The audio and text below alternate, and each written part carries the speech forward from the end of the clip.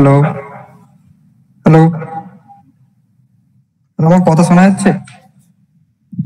আমি audible to everyone? একটু confirm করিস, হ্যাঁ? হ্যাঁ, শোনা যাচ্ছে। বেশ বেশ। তো যেটা বলার সেটা হচ্ছে যে first of all good evening to everyone, সকলকে জানাই শুভ সন্ধ্যা। তো যেটা বলার সেটা হচ্ছে তোদের যে মডার্ন ফিজিক্স কোর্সটা আছে, মানে মডার্ন ফিজিক্স যেটা রিসেন্ট এমপির কোর্স লঞ্চ হয়েছে, কোড PH7 কোর্স কোড। এই মডার্ন ফিজিক্স কোর্সটার এটা হচ্ছে first and only free live session. Okay, after attending this live session, if you want to continue the full course, then in order to continue the full course, you have to register yourself in Mission Physics by buying our premium plan. Okay. তো দেখ, নতুন করে কিছু বলার নেই, তোরা সবাই জানিস রেজিস্ট্রেশন করার জন্য সিম্পলি আমাকে ইনবক্স করিস, ঠিক আছে? আর ফিজিক্সটা যারা পড়াচ্ছেন তারা হচ্ছেন দুজনেই IIT কানপুরে এখন হায়ার স্টাডি করছেন। তার জন্য হচ্ছেন সৈকত অধিকারী স্যার, এসে স্যার যেটা বলছিলাম, আর একটা হচ্ছে অয়ন রাজ, ঠিক আছে? তো তোদের দুজনে পড়াবেন। আজকে তোদের সৈকত স্যার প্রথম ক্লাসটা নেবেন, ঠিক আছে? তো sir, are you hair? Sir, you may proceed now. Sir তোদের সিলেবাসটাও দেখিয়ে বলে দেবেন, তোদের সিলেবাস অলরেডি দেওয়া হয়েছে। আর একটা কথা, তোরা অনেকে এটা বলছিলিস বুকসের ব্যাপারে, তো দেখ বুকস লিস্ট, একটা বুক লিস্ট দেওয়া হয়েছে, ঠিক আছে? বহু কিছু সফট কপি অ্যাভেলেবেল। তো যেটা বলা সেটা হচ্ছে যে সফট কপি, মানে সফট কপি বলতে আমি বলছি তোরা লাইব্রেরি ইউজ করতে শেখ, ঠিক আছে? লাইব্রেরি থেকে বহু বুকস, যে বুকসগুলো আছে সবকিছু লাইব্রেরিতে পেয়ে যাবি। একটা ইনহ্যান্ড হাতের কাছে রাখতে হয়, কিন্তু আমি বলবো আমাদের নোটসই মোড়টা নে না, তারপর পরবর্তীকালে বলে দেবো কোনটা কি তোরা একটা ইনহ্যান্ড রাখবি। এখন তো বহু পুরোনো বুকসও কিনতে পাওয়া যায়, তো সেটা কোনো সমস্যার কারণ হবে না এখানে, ঠিক আছে? আর এই এন্টায়ার কোর্স ল্যাঙ্গুয়েজটা বেঙ্গলি হবে, ঠিক আছে? আর এখন তোদের এই মডার্ন ফিজিক্স কোর্সটা এক্সাক্ট প্রাইসিং হচ্ছে 2,500 টাকা, 2500। একটা 20% অফার চলছে, ঠিক আছে? তো ওই অফারে এখন 199, মানে 2,000 টাকায় ফুল কোর্স, ঠিক আছে? তো তোরা রেজিস্ট্রেশন করে নিস এখন, আজই ক্লাসটা কর, কোনো ব্যাপার না। মন দিয়ে ক্লাসগুলো শুনিস, কথাগুলো শুনিস, তাহলেই হবে। আর আরেকটা কথা আমাকে একজন এটা বলছিস, MPSPT মানে কি? দেখ, MPSPT ফর হচ্ছে MP for mission physics, S for special, P for problem, T for test, S for series. তাহলে MPSPT হচ্ছে যে MP special problem test series. এখানে হচ্ছে তোরা সমস্ত ইউনিভার্সিটি বলো কম্পিটিটিভ পারপাসে যেরকম প্রবলেম গুলো হয়, ভ্যারাইটিস টাইপের প্রবলেম, সেগুলোর টেস্ট নেওয়া হয়। এখানে অনেক চেনা মুখ আমি দেখতে পাচ্ছি যারা জিনিসটা অলরেডি জানে। আর তোদের সিভিল পারপাসে যে ফুল লেন্থ টেস্টে যেমন প্যাটার্ন হয়, সেই প্যাটার্ন অনুযায়ী তোদের পরীক্ষাও নেওয়া হবে, ঠিক আছে? সেটা কোনো ব্যাপার না। তো তোরা নির্দ্বিধায় থাকিস, এই নিয়ে চিন্তা করতে হবে না। তোরা ক্লাস কর, তাহলেই হবে। মন দিয়ে কথাগুলো শুনিস একটু, তাহলেই হবে। আর ক্লাসে রেসপন্স করিস, ঠিক আছে? বেশ বেশ। স্যার, আপনি শুরু করতে পারেন এখন। ওকে, আমার কথা প্রথমত শোনা যাচ্ছে তো? একটু রেসপন্স করতে হবে কিন্তু, তাহলে বুঝতে পারবো। হ্যাঁ হ্যাঁ, শোনা যাচ্ছে। আচ্ছা আচ্ছা, ঠিক আছে। তো সবার প্রথমে যেটা বলি, first of all thanks to mission physics for this opportunity. And আমাদের যে মেইন কোর্স সেটা হচ্ছে মডার্ন ফিজিক্স, তাই তো? কোর্সটার নাম কিন্তু কোয়ান্টাম মেকানিক্স নয়। সবার প্রথমে আগে যেটা আমাদের ক্লারিফাই করতে হবে, সেটা কিন্তু কোর্সটার নাম মডার্ন ফিজিক্স, ঠিক আছে? অবশ্যই আমরা কোয়ান্টাম মেকানিক্স শিখবো, কি কোয়ান্টাম মেকানিক্স, কেন তার আবির্ভাব, হাবিজাবি সব আছে, সেটা আমরা পরে যাবো। কিন্তু কোর্সটার মেইন নাম হচ্ছে মডার্ন ফিজিক্স। তো এই কোর্সটা আমি পড়াবো। আমি তো প্রথমেই বলে দিল অপূর্বদা, আমি IIT কানপুরে এখন আছি, এবং আমার সাথে যে আরেকজন পড়াবে সেও IIT কানপুরে আছে, অনন। এবং ইন্টারেস্টিংলি আমরা দুজন একই ব্যাচের, এবং আমরা ব্যাচমেট, এবং শুধু তাই নয়, আমরা দুজন রুমমেটও, ঠিক আছে? তো তোমাদের যেখানে এনি টাইম এনি রকম যত রকমের সমস্যা তোমাদের হবে, তোমরা feel free to ask me and not me, কি অলসো। ওকে, তো আমি একটা প্রথমে সিলেবাসটা একটু আপনার কাছে দেখিয়ে দিতে চাই সবার প্রথমে। আচ্ছা, অপূর্বদাকে লিভ হয়ে গেল নাকি? যাই হোক, আমি একটু স্ক্রিন শেয়ারটা অন করছি আগে। স্ক্রিন শেয়ারটা হলে একটু রেসপন্ড করবি যে স্ক্রিন শেয়ারটা আমাদের দেখা যাচ্ছে কিনা, না দেখা যাচ্ছে, ঠিক আছে? ওয়েট,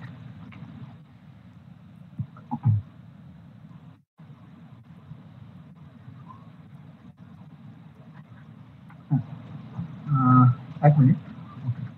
স্ক্রিনটা দেখা যাচ্ছে? শেয়ার শেয়ার হয়েছে, দেখা যাচ্ছে? একটু রেসপন্স করো। হ্যাঁ হ্যাঁ হ্যাঁ। আচ্ছা, ঠিক আছে। তো এটা হচ্ছে আমার বেসিক্যালি আইপ্যাড, তো আমি এটাই পড়াবো। তো মানে এখানেই যা বোর্ড ওয়ার্ক হবে, তো এখানেই সব হবে, ঠিক আছে? আর আমার যে মানে প্রেজেন্টেশন সেটা দেখা যাচ্ছে তো? হ্যাঁ, ঠিক আছে। তো দেখ, আমি তোদের প্রথমে যেটা বললাম সেটা হচ্ছে এই কোর্সের নাম কিন্তু মডার্ন ফিজিক্স, এবং তার সাথে সাথে কোয়ান্টাম মেকানিক্সটা আমরা শিখবো। বাট তোদের এই যেহেতু এটা তোদের মানে ইনিশিয়াল কোর্স, প্রথম টার্মটা শুনছিস কোয়ান্টাম মেকানিক্স, তো তোদেরকে কোয়ান্টাম মেকানিক্স কি সেটা একটু অ্যাট দ্য এন্ড মানে তার কিছু অ্যাপ্লিকেশন জাস্ট তোদেরকে বোঝানো হবে। কিন্তু সবার প্রথমে তোদেরকে যেটা শেখানো হবে সেটা হচ্ছে তার হিস্টোরিক্যাল ব্যাকগ্রাউন্ড। মানে আমি কেন কোয়ান্টাম মেকানিক্স শিখবো, আমার কোয়ান্টাম মেকানিক্স শেখার পিছনে মেন মানে উদ্দেশ্যটা কি, এবং সেই কোয়ান্টাম মেকানিক্সটা কিভাবে ইভলভ হলো টাইমের সাপেক্ষে, কোথায় কোথায় গিয়ে ক্লাসিক্যাল মেকানিক্স ব্যর্থ হয়েছিল, কেন কেন ব্যর্থ হলো, আমাকে মানে কেন কোয়ান্টাম এই রিসার্চটাকে আমাদের মানে ইন্ট্রোডিউস করতে হলো। ঠিক আছে, এই সমস্তগুলো আমরা শিখবো। তো আমি যদি প্রথমেই কোর্সটা সম্পর্কে একটু বলি, তো অবশ্যই কোর্সের নাম মডার্ন ফিজিক্স। হ্যাঁ, তো কোর্সের নাম হচ্ছে মডার্ন ফিজিক্স, এটা হচ্ছে কোর্স নেম। তার মধ্যে যে মেন, আমি যদি মানে মেন দুটো ভাগে ভাগ করি, তাহলে একটা হচ্ছে তোর basically evolution of quantum mechanics, আর একটা হচ্ছে মেন কোয়ান্টাম মেকানিক্স।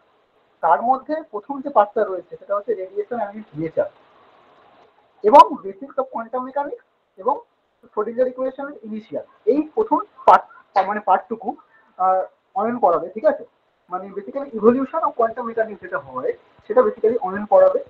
এবং তারপরে স্ক্রোডিঞ্জার ইকুয়েশন কি সেটা আপাতত এই নামগুলো সম্পর্কে মানে এত ভয় করার কিছু দরকার নেই। প্রথমত এইগুলো সবগুলি আমরা আস্তে আস্তে তোদেরকে জানাবো, তোদের সম্পর্কে অবগত করাবো ব্যাপারটা কি। ঠিক আছে, শুধু এটুকু মনে রাখ। আচ্ছা, এমনি যে কেউ আমাকে বল, আমরা যখন ক্লাসিক্যাল মেকানিক্স শুরু করি, মানে ক্লাসিক্যাল মেকানিক্স থেকে যখন আমরা কিছু জিনিস ডিরাইভ করতে চাই, তখন আমাদের মেন ফান্ডামেন্টাল ইকুয়েশনটা কি? কেউ কি জানিস? সবাই আশা করি জানা উচিত এটা। রেসপন্স কর। আচ্ছা, আমার কথা শুনতে পাওয়া যাচ্ছে তো? কেউ রেসপন্স কর। আমরা যখন ক্লাসিক্যাল মেকানিক্স কোনো কিছু শুরু করি, আচ্ছা আমাকে এইটুকু আগে কেউ কনফার্ম কর, তোদের মধ্যে সবাই ক্লাসিক্যাল মেকানিক্স আগে মানে আগে জানিস তো? দেখ, রেসপন্স না করলে কিন্তু আমিও কিছু তোদের মধ্যে তোদেরকে কিছু বোঝাতে পারবো না। ইন্টারাক্টিভ না হলে কিন্তু খুব সমস্যা আছে। তোরা হ্যাঁ না যা খুশি বলতে পারিস, কোনো সমস্যা নেই। হ্যাঁ জানি। সেটা বল মুখে যে হ্যাঁ কোয়ান্টাম ক্লাসিক্যাল মেকানিক্স আমরা জানি। আচ্ছা, আমি ওই জন্য তোকে জিজ্ঞাসা করলাম, আমরা ক্লাসিক্যাল মেকানিক্স যখন কিছু শুরু করি, আচ্ছা ক্লাসিক্যাল মেকানিক্স থেকে যখন মানে ক্লাসিক্যাল মেকানিক্স কি, আমার কাছে যে অবজারভেবল গুলো রয়েছে, অবজারভেবল মানে কি আমাদের ক্লাসিক্যালি অবজারভেবল, মানে ধর একটা গাড়ি যাচ্ছে, তারপরে ধর একটা সাপোজ একটা বল গড়িয়ে দিলি মেজের মধ্যে, তো সেই তার ডাইনামিক্সটা আমরা স্টাডি করতে চাইছি, তাই তো? তো সেই ডাইনামিক্সটা আমরা যে স্টাডি করবো, সেই ডাইনামিক্স স্টাডি করার জন্য আমার কি ফান্ডামেন্টাল ইকুয়েশন হওয়া উচিত ক্লাসিক্যাল মেকানিক্স অনুযায়ী?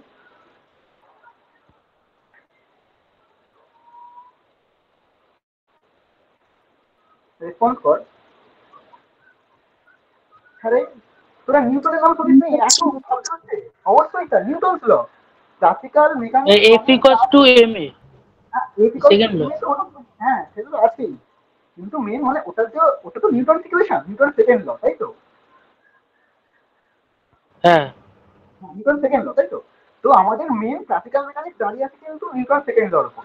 তো আমি যদি নিউটন সেকেন্ড লকে ঠিকঠাক ভাবে অ্যাপ্রোচ করে লাগাতে পারি, আমি অল আমাদের যে ভিজিবল রেঞ্জে যে সমস্ত জিনিসগুলো দেখতে পাই, তার যে ডাইনামিক্স মানে যে ক্লাসিক্যাল পার্টিকেল গুলো আছে, ক্লাসিক্যাল পার্টিকেলস ডাইনামিক্স গুলোকে আমরা স্টাডি করতে পারবো।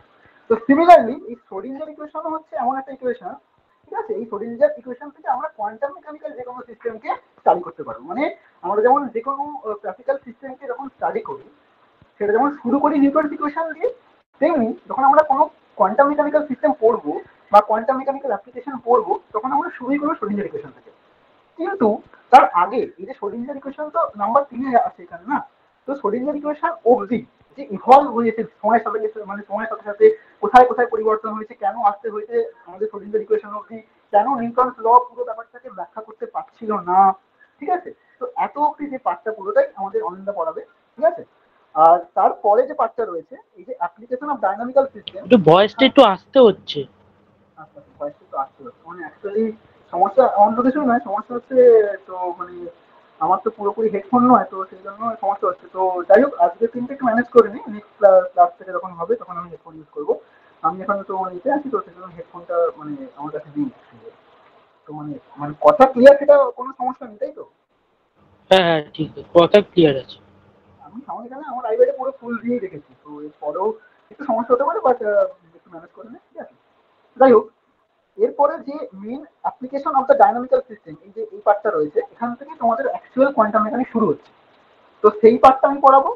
তার সাথে সাথে এই যে বলা আছে quantum mechanics of simple harmonic oscillator, এটা হচ্ছে একটা অ্যাপ্লিকেশন, ঠিক আছে? তো ব্যাপারটা হচ্ছে এই পার্টগুলো আমি পড়াবো। তো ক্লিয়ার এত অব্দি, মানে কে কোন পার্টটা পড়বে সেই সম্পর্কে কোনো কারোর কিছু ডাউট আছে?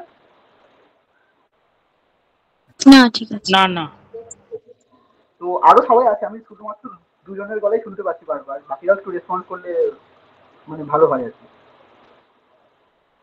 মানে অ্যাটলিস্ট বোঝা উচিত যে আমাদের মানে কে কোন পার্টটা পড়াবে, তাহলে তোদেরও মানে মানে বুঝতে সুবিধা হবে আর কি, যে হ্যাঁ এই পার্টটা এই স্যার পড়াবেন, এই পার্টটা এই স্যার পড়াবেন।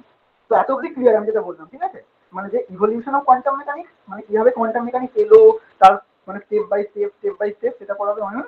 আর কোয়ান্টাম মেকানিক্সের শ্রোডিঞ্জার ইকুয়েশন যখন ও পড়াবে, মানে যখন অব্দি শ্রোডিঞ্জার ইকুয়েশন চলে আসবে, তারপর থেকে যে যে মানে কোয়ান্টাম মেকানিক্যাল মানে যেগুলো অ্যাপ্লিকেশন আছে কোয়ান্টাম সিস্টেমের, তো সেগুলোকে আমি পড়াবো। ঠিক আছে, এত অব্দি ক্লিয়ার? হ্যাঁ তো হ্যাঁ, এবার রেফারেন্স বুক কি? তো বই দেখ, কোয়ান্টাম মেকানিক্সের লাখোখানেক বই বাজারে আছে। তো তার মধ্যে যদি কেউ ইনিশিয়ালাইজেশন করতে মানে শুরু করিস, আমার আমার যেটা মানে বলিস ওয়ান অফ দ্য ফেভারিট বই যখন কোয়ান্টাম মেকানিক্স কেউ প্রথম শুরু করে, সেটা হচ্ছে Arthur Beiser, concept of modern physics. Arthur Beiser এর মানে হার্ড কপি হয়তো তোরা মানে পাবি বলে মনে হয় না, কারণ এটার হার্ড কপি মানে পাবলিশ হওয়া বন্ধ হয়ে গেছে। তো কেউ যদি কলেজ স্ট্রিটের দিকে থাকিস, একটু খোঁজ খবর নিতে পারিস পুরোনো বইয়ের দোকানগুলোতে, পুরোনো কপি গুলো কিছু পাওয়া যায়, ঠিক আছে? তো it is one of the finest book. মানে ফার্স্ট পার্টটা যেটা আছে কোয়ান্টাম মেকানিক্সের তোদের, মানে ইভলিউশন অফ কোয়ান্টাম মেকানিক্স, যেখানে কোয়ান্টাম মেকানিক্স কিভাবে ইভলভ হয়েছে, সেই পার্টটার জন্য one of the best book is Arthur Beiser. এছাড়াও যখন অয়ন পড়াবে তখন অয়ন নিশ্চয়ই কিছু বই বলবে, আশা করি ও কিছু বলবে, ঠিক আছে? তো আমার মতে আর্থার বাইজার থেকে শুরু করা উচিত। তো তারপরে কোয়ান্টাম মেকানিক্স যে পার্টটা রয়েছে, তার জন্য ডেভিড জে গ্রিফিথ, এটাও খুব ভালো বই। ডেভিড জে গ্রিফিথ এই বইটার মধ্যে থিওরিটিক্যাল অ্যাপ্রোচটা খুব ভালো। আবার আরেকটা আছে জেটলি। জেটলির মধ্যে ওরা হচ্ছে নিউমেরিক্যাল অ্যাপ্রোচ দিয়ে বেশি জিনিসটাকে ডিল করে। মানে গ্রিফিথ আর জেটলি এই দুটো বইয়ের মধ্যে পার্থক্য খুব কমই আছে। শুধু শুধু মানে মেন পার্থক্যটা হচ্ছে দুজনের অ্যাপ্রোচ। গ্রিফিথ মানে বেসিক্যালি থিওরিটিক্যাল অ্যাপ্রোচ দিয়ে পুরোটাকে ডিলাইভ করার চেষ্টা করেছে, অঙ্ক তাতে আছে বাট একটু কম। কিন্তু জেটলি হচ্ছে পুরোপুরি নিউমেরিক্যাল অ্যাপ্রোচ দিয়ে গেছে, মানে ম্যাথমেটিক্স বেশি সলভ করেছে, ঠিক আছে? তো এইটাই পার্থক্য, বাট ওভারঅল দুটো বই কিন্তু খুবই ভালো।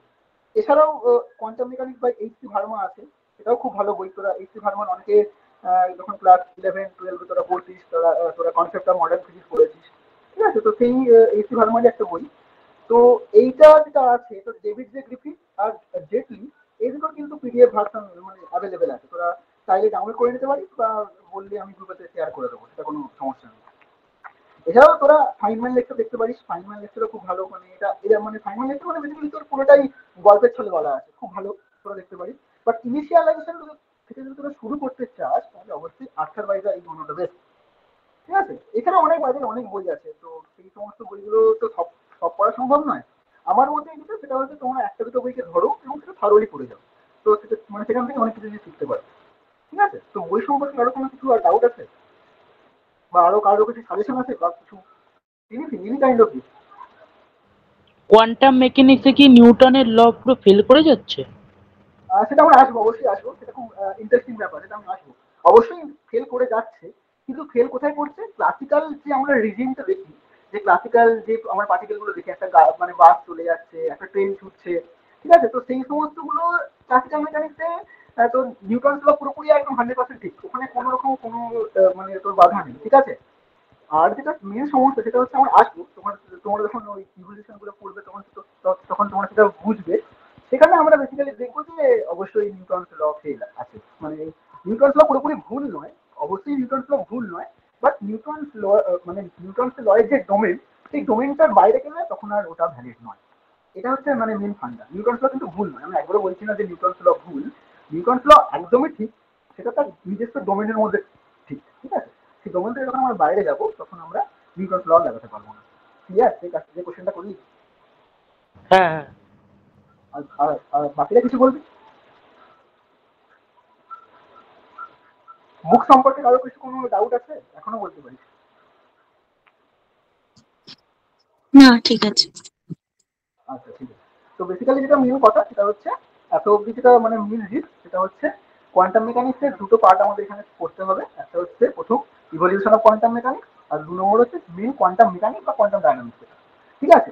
এবং তার জন্য মেন যে বই সেটা হচ্ছে প্রথমেই বললাম ইনিশিয়াল পার্টটার জন্য আর্থার ভাইজার, আর তার নেক্সট পার্টটার জন্য কোয়ান্টাম যে ডায়নামিক্স আছে বা কোয়ান্টাম মেকানিক্স যেটা বলিস তার জন্য গ্রিফিথ, জেটলি, যে কোনো একটা ফলো করতে পারিস বা তার যেটা মনে হবে সেটা ফলো করিস, সেটা ভার্মা আছে, ঠিক আছে। এটা হচ্ছে মেন ব্যাপার। তো অপূর্ব আমি একটা কথা মানে জিজ্ঞাসা করতে চাই, রেকর্ডিং কি শুরু হয়ে গেছে? তাহলে আমি মানে নেক্সটে যাবো আর কি। অপূর্বদা,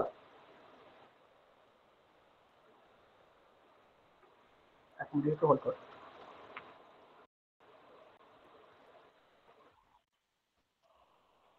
আচ্ছা, ঠিক আছে, ঠিক আছে, ঠিক আছে। তাহলে এত অবধি যদি কারো কোনো ডাউট না থাকে তাহলে আমি মেন একটু আজকে তো বেসিক্যালি মানে আমি ফিল্ডটা দেওয়ার চেষ্টা করছি যে আমরা কি পড়তে চলেছি আর কি না পড়তে চলেছি, ঠিক আছে। তো আমি অ্যাকচুয়ালি আমি যদি খুলি যেখানে আমি লিখবো অ্যাকচুয়ালি,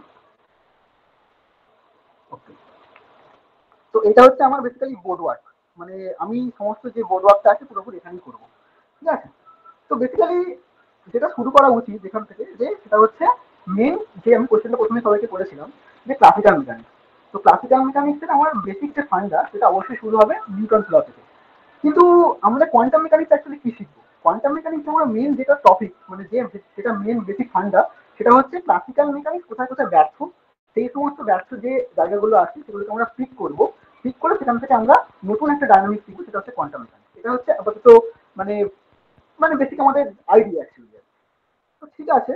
তো একটা বেসিক এক্সাম্পল থেকে আমি যদি শুরু করতে চাই সেটা হচ্ছে আমাদের ওভারঅল ফিজিক্স যেটা আছে, ওভারঅল ফিজিক্সটাকে আমরা মেনলি 4টে ভাগে ভাগ করতে পারবো, ঠিক আছে। বেসিক্যালি 4টে ভাগে ভাগ করতে পারবো। তো মেন 4টে ভাগ কি? দেখ,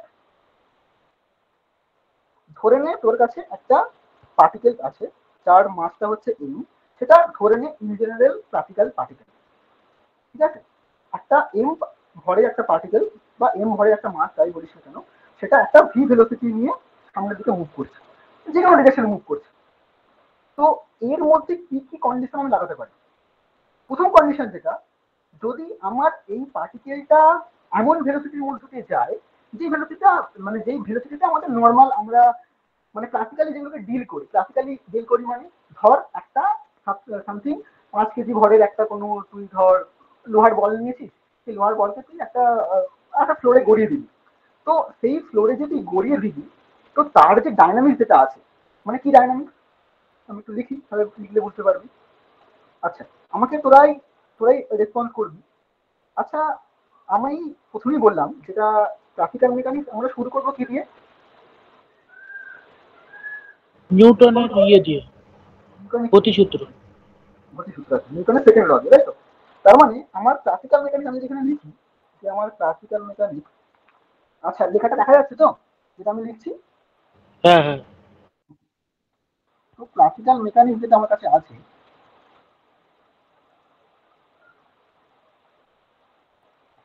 সেই ক্লাসিক্যাল মেকানিক্সের যেটা আমার মেন কি ইকুয়েশন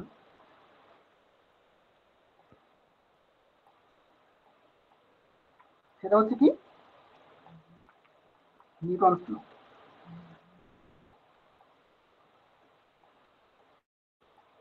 ঠিক আছে। সেটা হচ্ছে আমার মেন ফান্ডা। কেউ আমাকে বল নিউটনস লটা কি? বেসিক্যালি নিউটনস ল মানে আমার নিউটনের সেকেন্ড লটা কি আমার মেন, আমি এখানে মেন মানে ফর্মুলা হিসেবে মানে ট্রিট করছি নিউটন সেকেন্ড ল। বল কেউ একজন বল আমাকে নিউটনের সেকেন্ড লটা কি? F equals to ma. আচ্ছা, এফ ইকুয়াল টু এফটা কি?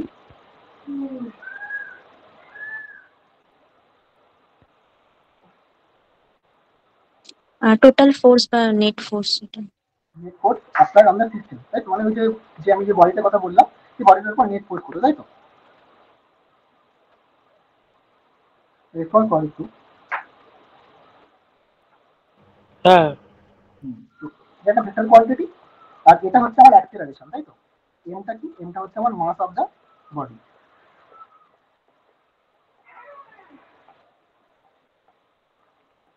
আর এটা কি? এটা হচ্ছে আমার অ্যাক্সেলারেশন, পুরোপুরি লিখছিলাম অ্যাক্সেলারেশন। তো আমি যদি এটাকে পজিশনের ফর্মে লিখতে চাই তাহলে আমি কি লিখবো? আমি কি এটা লিখতে পারবো? m d2x dt square equal to mx, তাই তো? হ্যাঁ হ্যাঁ এবার দেখ, তোকে যদি এখানে এনি কাইন্ড অফ ফোর্স তোকে বলে দেয় যেটা ওই পার্টিকেলটার উপর কাজ করছে, এবং তুই যদি এখান থেকে অ্যাক্সিলারেশনটা বের করে নিতে পারিস, d2x dt স্কয়ার মানে তো অ্যাক্সিলারেশন, হ্যাঁ তার মানে এটা আমার ডান দিকটা কি হবে, অ্যাক্সিলারেশন। তো তুই যদি এটা বের করে নিতে পারিস, তুই দেখ প্রত্যেকটা সময়ে তুই পার্টিকেলটাকে পুরোপুরি ট্র্যাক করতে পারছিস না? তুই দেখ এই d2x dt স্কয়ার যেটা আছে তাকে একবার ইন্টিগ্রেশন করে তুই কি পাবি বলতো, dx dt পাবি না? মানে কি হবে, তুই ভেলোসিটি পাবি। হ্যাঁ আবার তাকে আরেকবার ইন্টিগ্রেশন করে কি পাবি, তুই x as a function of time পেয়ে যাবি, মানে কি পজিশন পেয়ে যাবি, ঠিক? হ্যাঁ রেসপন্স কর, বাকিরাও রেসপন্স কর, না আমাদের কিন্তু সমস্যা হচ্ছে, মানে সমস্যা হবে, তোদেরই সমস্যা হবে। এইটুকু কিন্তু বেসিক ক্লাসিক্যাল মেকানিক্স, এর মধ্যে কোনো রকম আমি কিন্তু কোনো কোয়ান্টাম এখনো ঢুকিনি। আমি বেসিক ক্লাসিক্যাল মেকানিক্স তোরা যেটা পড়ে এসেছিস আগের সেমিস্টারে বা যেখানেই পড়ি, সেটা আমি কিন্তু বেসিক তোদের বোঝানোর চেষ্টা করছি যে ক্লাসিক্যাল মেকানিক্স কি actually. Classical mechanics nothing but a Newton second law, আর কিছু নয়। নিউটন সেকেন্ড ল আমি যদি জানি, আমি একটা পার্টিকেল তোকে বলে দিলাম, পার্টিকেলের উপর নেট ফোর্স তোকে দিয়ে দিলাম, তুই ব্যাস, তোর আর কিচ্ছু লাগবে না, তুই পার্টিকেলটাকে যে কোনো সময়ে যে কোনো মুহূর্তে ট্র্যাক করতে পারবি, মানে পার্টিকেলটার ডাইনামিক্সটা তুই পুরোপুরি স্টাডি করতে পারবি। ডাইনামিক্স মানে কি? ডাইনামিক্স মানে nothing but position at a particular time, ঠিক আছে? বুঝতে পারলি? হ্যাঁ বাকিরা হ্যাঁ এবার আমি আগের এক্সাম্পলটা ফিরে যাই একবার শর্ট করে। এবার ধর তোর কাছে একটা পার্টিকেল রয়েছে, বা পার্টিকেল বা যাই বলিস না কেন, ধর এটা ইঞ্জিনিয়ার এখন ক্লাসিক্যাল পার্টিকেল, ঠিক আছে? ধর এটা ক্লাসিক্যাল পার্টিকেল, তাহলে তার মাসটা হচ্ছে ধর এম, তার ভেলোসিটিটা হচ্ছে তার ভি। এবার আমার এখানে কি কি কন্ডিশন হতে পারে, আমি যদি আবার আমার বোর্ডে ফিরে যাই, দেখো। Yes. তো কি ব্যাপারটা হচ্ছে আমার ওখানে, যে আমার একটা মাস আছে, যার এটা হচ্ছে তোর যে পার্টিকেলটা আছে, ধর পার্টিকেল যার মাসটা হচ্ছে এম, এবং সে ভি ভেলোসিটিতে যাচ্ছে। তো আমার এখানে মেন দুটো কনস্ট্যান্ট কি, একটা হচ্ছে মাস, একটা হচ্ছে ভেলোসিটি, রাইট? হ্যাঁ ওকে। এবার দেখ, আমি বললাম আমার যে মাসটা আছে তার উপর আমি কি কি কন্ডিশন লাগাতে পারবো। দেখ, আমি বলছি আমার মাস যেটা আছে সেই এমটা ভেরি ভেরি স্মল।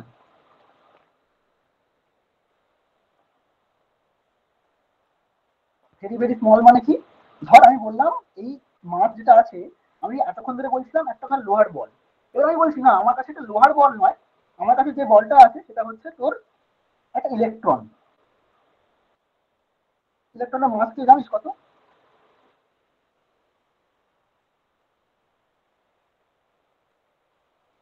1.68 ওরকম সামথিং। 1.66 ইলেকট্রনের চার্জ দেখ। ও সরি। আমি বলছি ইলেকট্রনের মাস কত, মাস অফ ইলেকট্রন, ইলেকট্রনের চার্জ কত, চার্জ বল আগে, ইলেকট্রনের চার্জ কত?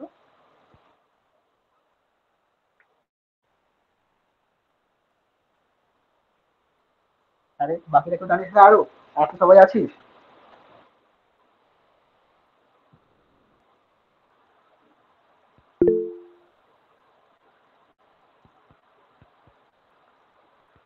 ইলেকট্রনের চার্জ কি রে? Of the order of 10⁻⁻⁹ coulomb না? হ্যাঁ যদি আমি পুরোপুরি লিখি কি লিখবো, 1.602 10⁻⁻⁹ কুলম, তাই তো? আর হ্যাঁ হ্যাঁ মাস অফ দ্য ইলেকট্রন কত, 9.11 ইন্টু 10⁻⁻31 কেজি। মানে বুঝতে পারছিস কতটা ছোট এটা, 10⁻⁻31, ঠিক আছে? বুঝতে পারলি ব্যাপারটা কি? হ্যাঁ হ্যাঁ তো আমার কাছে যে মাসটা ছিল আমি বললাম সেই মাসটা হচ্ছে আমার অনেক অনেক স্মল, মানে তার মানে ধর একটা ইলেকট্রন। আমি বললাম না না, আমার যে মাছটা ছিল সেটা একটা ধর নর্মাল যে বল আমার কাছে আছে সেটা হচ্ছে ধর মেটাল বল। তার ওয়েট মোটামুটি কিরকম ধর 5 কেজি। মানে আমি আমার যে মাছ যেটা ছিল সেই মাছটার উপর দুটো কনস্ট্যান্ট লাগালাম। কি কনস্ট্যান্ট মানে বাধা, ঠিক আছে, বাধা মানে হচ্ছে কন্ডিশন, ঠিক আছে। যেমন ধর আমি বললাম আমার যে মাছটা ছিল সেই মাছটা হচ্ছে একটা ইলেকট্রন, একবার আমি ধরবো একটা ইলেকট্রন, আমি আরেকবার ধরবো যে আমার নর্মাল মেটাল বল। ঠিক আছে, ক্লিয়ার আছে অব্দি? হ্যাঁ এবার আমি বলছি না যে ভেলোসিটি আমার কাছে আছে, তো ভেলোসিটিটাও দুরকম হতে পারে। কিরকম কিরকম হতে পারে?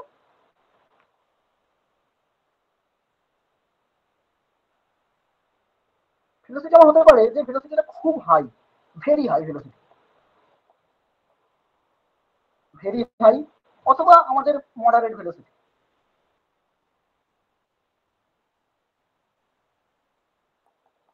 মডারেট ভেলোসিটি মানে আমরা সচরাচর যে একটা বাস যে যাচ্ছে ধর 50 কিলোমিটার/ঘন্টায় যাচ্ছে, ঠিক আছে।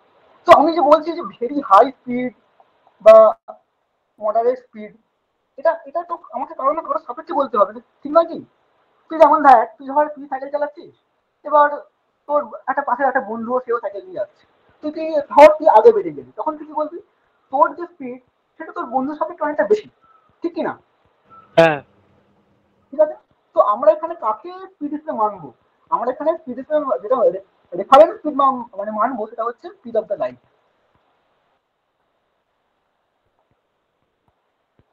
লাইটের স্পিড কত? 3 × 10⁸ মিটার/সেকেন্ড। মিটার/সেকেন্ড। বুঝতে পারছি এটা কতটা হাই স্পিড? কোনো আইডিয়া? হ্যাঁ 3 লাখ মানে ধর কিলোমিটার/সেকেন্ড। সেকেন্ডে 3 লাখ কিলোমিটার যাবে। আমাদের পৃথিবী থেকে চাঁদের কত ডিস্টেন্স বলতো? অলমোস্ট মানে 4 লাখ। হ্যাঁ অলমোস্ট 4 লাখ কিলোমিটার। তার মানে তুই যদি এখানে একটা টর্চ অন করিস, চাঁদে যেতে 1 সেকেন্ডেরও বেশি সময় লাগবে, ঠিক কি না? হ্যাঁ ঠিক।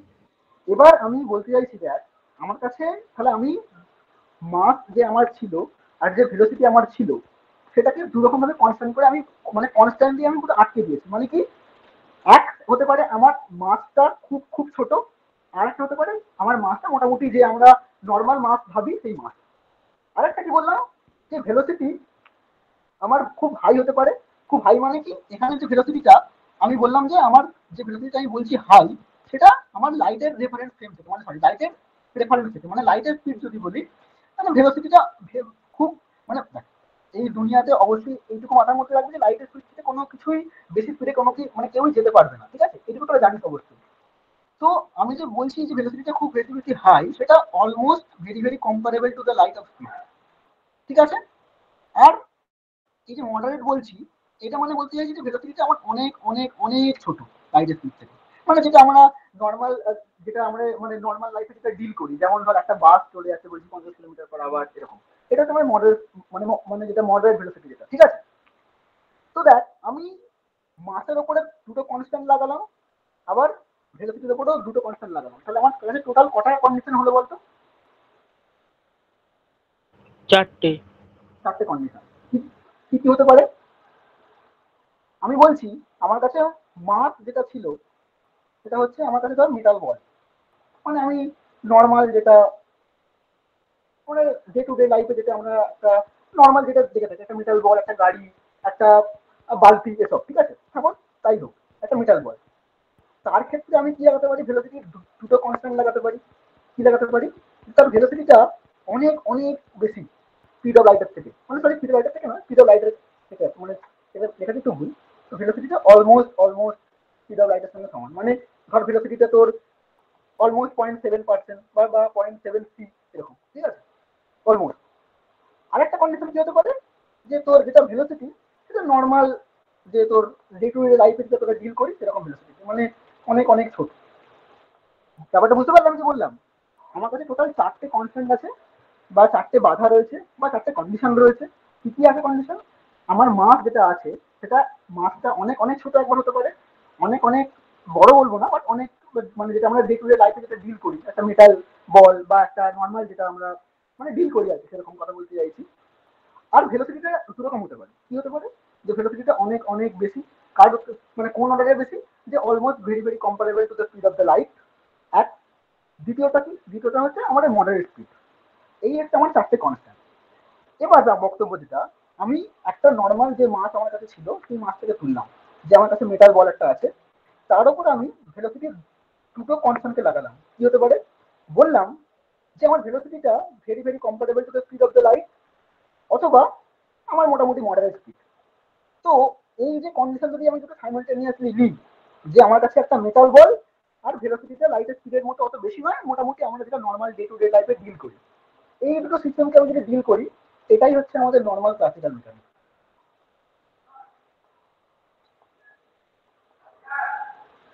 নর্মাল ক্লাসিক্যাল মেকানিক্স, ব্যাপারটা বুঝতে পারলে কি বলতে চাইছি আমি? হ্যাঁ মানে আমার কাছে একটা মেটাল বল রয়েছে, মানে কি আমার কাছে মাসের দুটো কনস্ট্যান্ট ছিল, তার মধ্যে আমি যে কোনো একটা কন্ডিশনকে পিক করলাম, কোন কন্ডিশনকে পিক করলাম, যেটা আমরা সচরাচর মানে দেখে থাকি আর কি, একটা মেটাল বল, একটা গাড়ি, তারপরে তোর ধর একটা সাইকেল, এসব ঠিক আছে। তো একটা নর্মাল মাস আমি তুললাম এখান থেকে, এবং তার উপর যে ভেলোসিটির দুটো কনস্ট্যান্ট ছিল, কি কি বলেছিলাম, একটা ভেলোসিটি অনেক অনেক স্পিড অফ দ্য লাইটের কম্পারেবল হবে, আর একটা কি হবে, ভেলোসিটি স্পিড অফ লাইটের থেকে অনেক অনেক ছোট হবে। তো নর্মাল মেটাল বল প্লাস ভেলোসিটিতে অনেক অনেক ছোট, ছোট ইন দ্য সেন্স যে স্পিড অফ লাইটের থেকে অতটা বড়, মানে স্পিড অফ লাইটের মধ্যে কত কম্পারেবল নয়, মানে আমরা যেটা নর্মাল ডে টু ডে লাইফে ডিল করি সেরকম টাইপের একটা ভেলোসিটি। তো এই দুটোকে আমি যদি সাইমালটেনিয়াসলি নিই, সেটাই হচ্ছে আমার নর্মাল ক্লাসিক্যাল মেকানিক্স। এত অব্দি কিন্তু কারোর কাছে বুঝতে কোনো অসুবিধা থাকা উচিত না আমার মনে হয়। তবুও কেউ বুঝতে না পারলে আমাকে বল।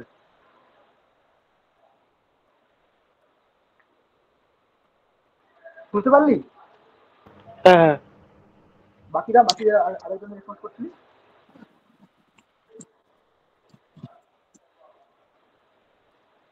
তুই কিছু বলতে চাইছিস মনে হচ্ছে, বল একবার।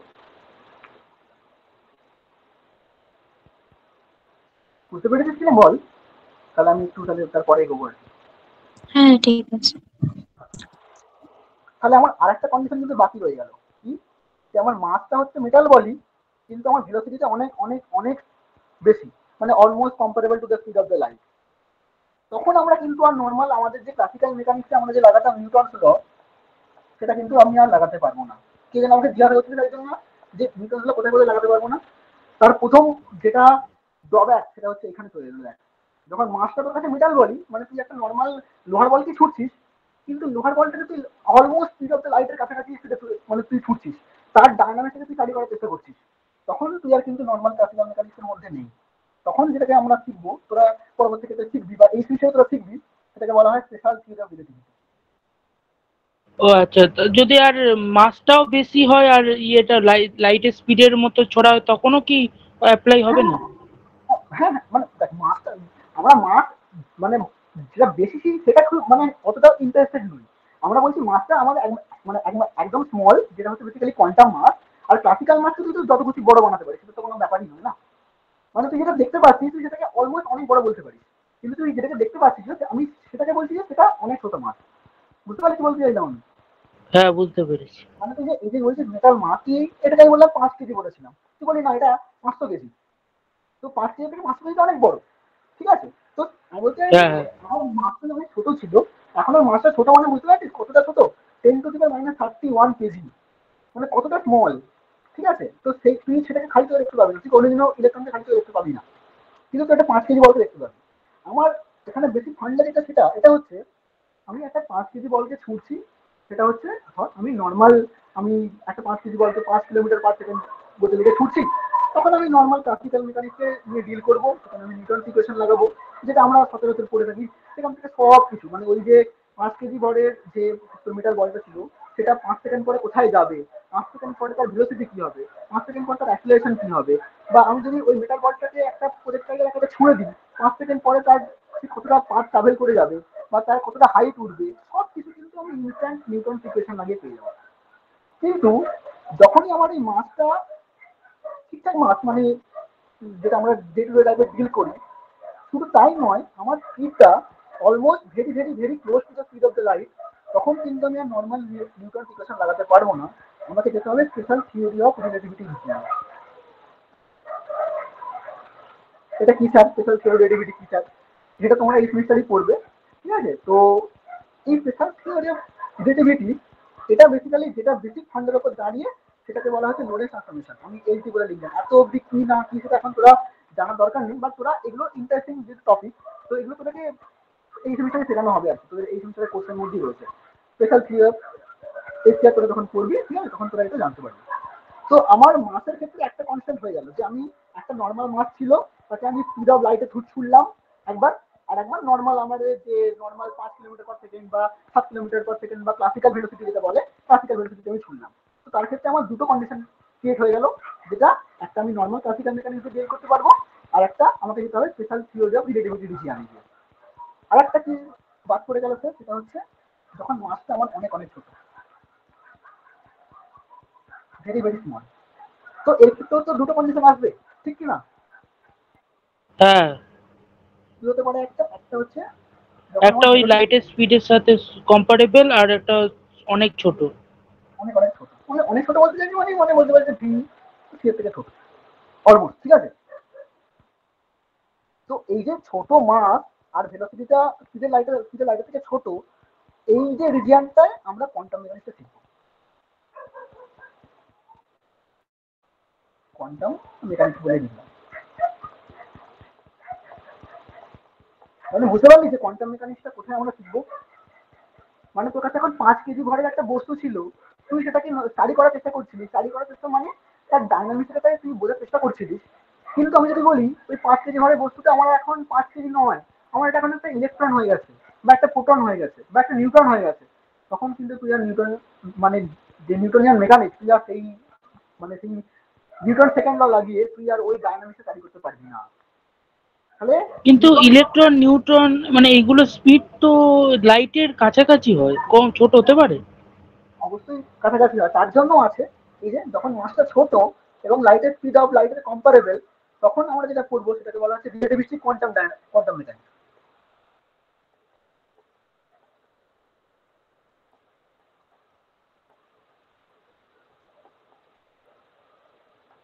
ঠিক আছে, বুঝতে পারলি?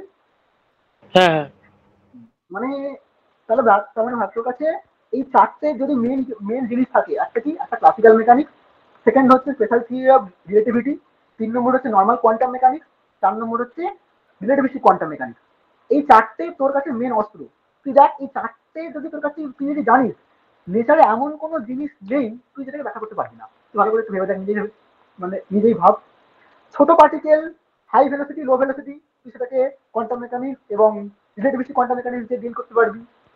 একটু মডারেট পার্টিকেল বা বড় পার্টিকেল, তার ভেলোসিটিটা কম, তুই অবশ্যই নিউটন লজ অফ মোশন দিয়ে তাকে পুরোপুরি ডাইনামিক্সে স্টাডি করতে পারবি। এবং মডারেট মাস এবং খুব high high speed of the লাইটের কাছাকাছি ভেলোসিটি, তুই সেটাকে special theory of relativity study করতে পারবি। যদি মাসটা একটা প্ল্যানেট বা একটা স্টারের হয়, তখন কি কোনটা স্টাডি করব? ওই ক্লাসিক্যাল মেকানিক্স? হ্যাঁ, অবশ্যই ক্লাসিক্যাল মেকানিক্স তুই যাবি, ঠিক আছে, অবশ্যই ক্লাসিক্যাল মেকানিক্স যাবি, কিন্তু সেখানে তোকে কেপলার লস অফ মোশন তোকে জানতে হবে, কারণ সেটাতে প্ল্যানেটারি সিস্টেম। তো সেখানে সেন্টার ফোর্স অফ মোশন আছে, মানে ওই ব্যাপারটা পুরোপুরি সেন্টার ফোর্সের ব্যাপার, মানে ওটা ওটা তুই ক্লাসিক্যাল মানে যেটা তো নর্মাল ক্লাসিক্যাল মেকানিক্স তুই পুরোপুরি ডিল করতে পারবি, ঠিক আছে?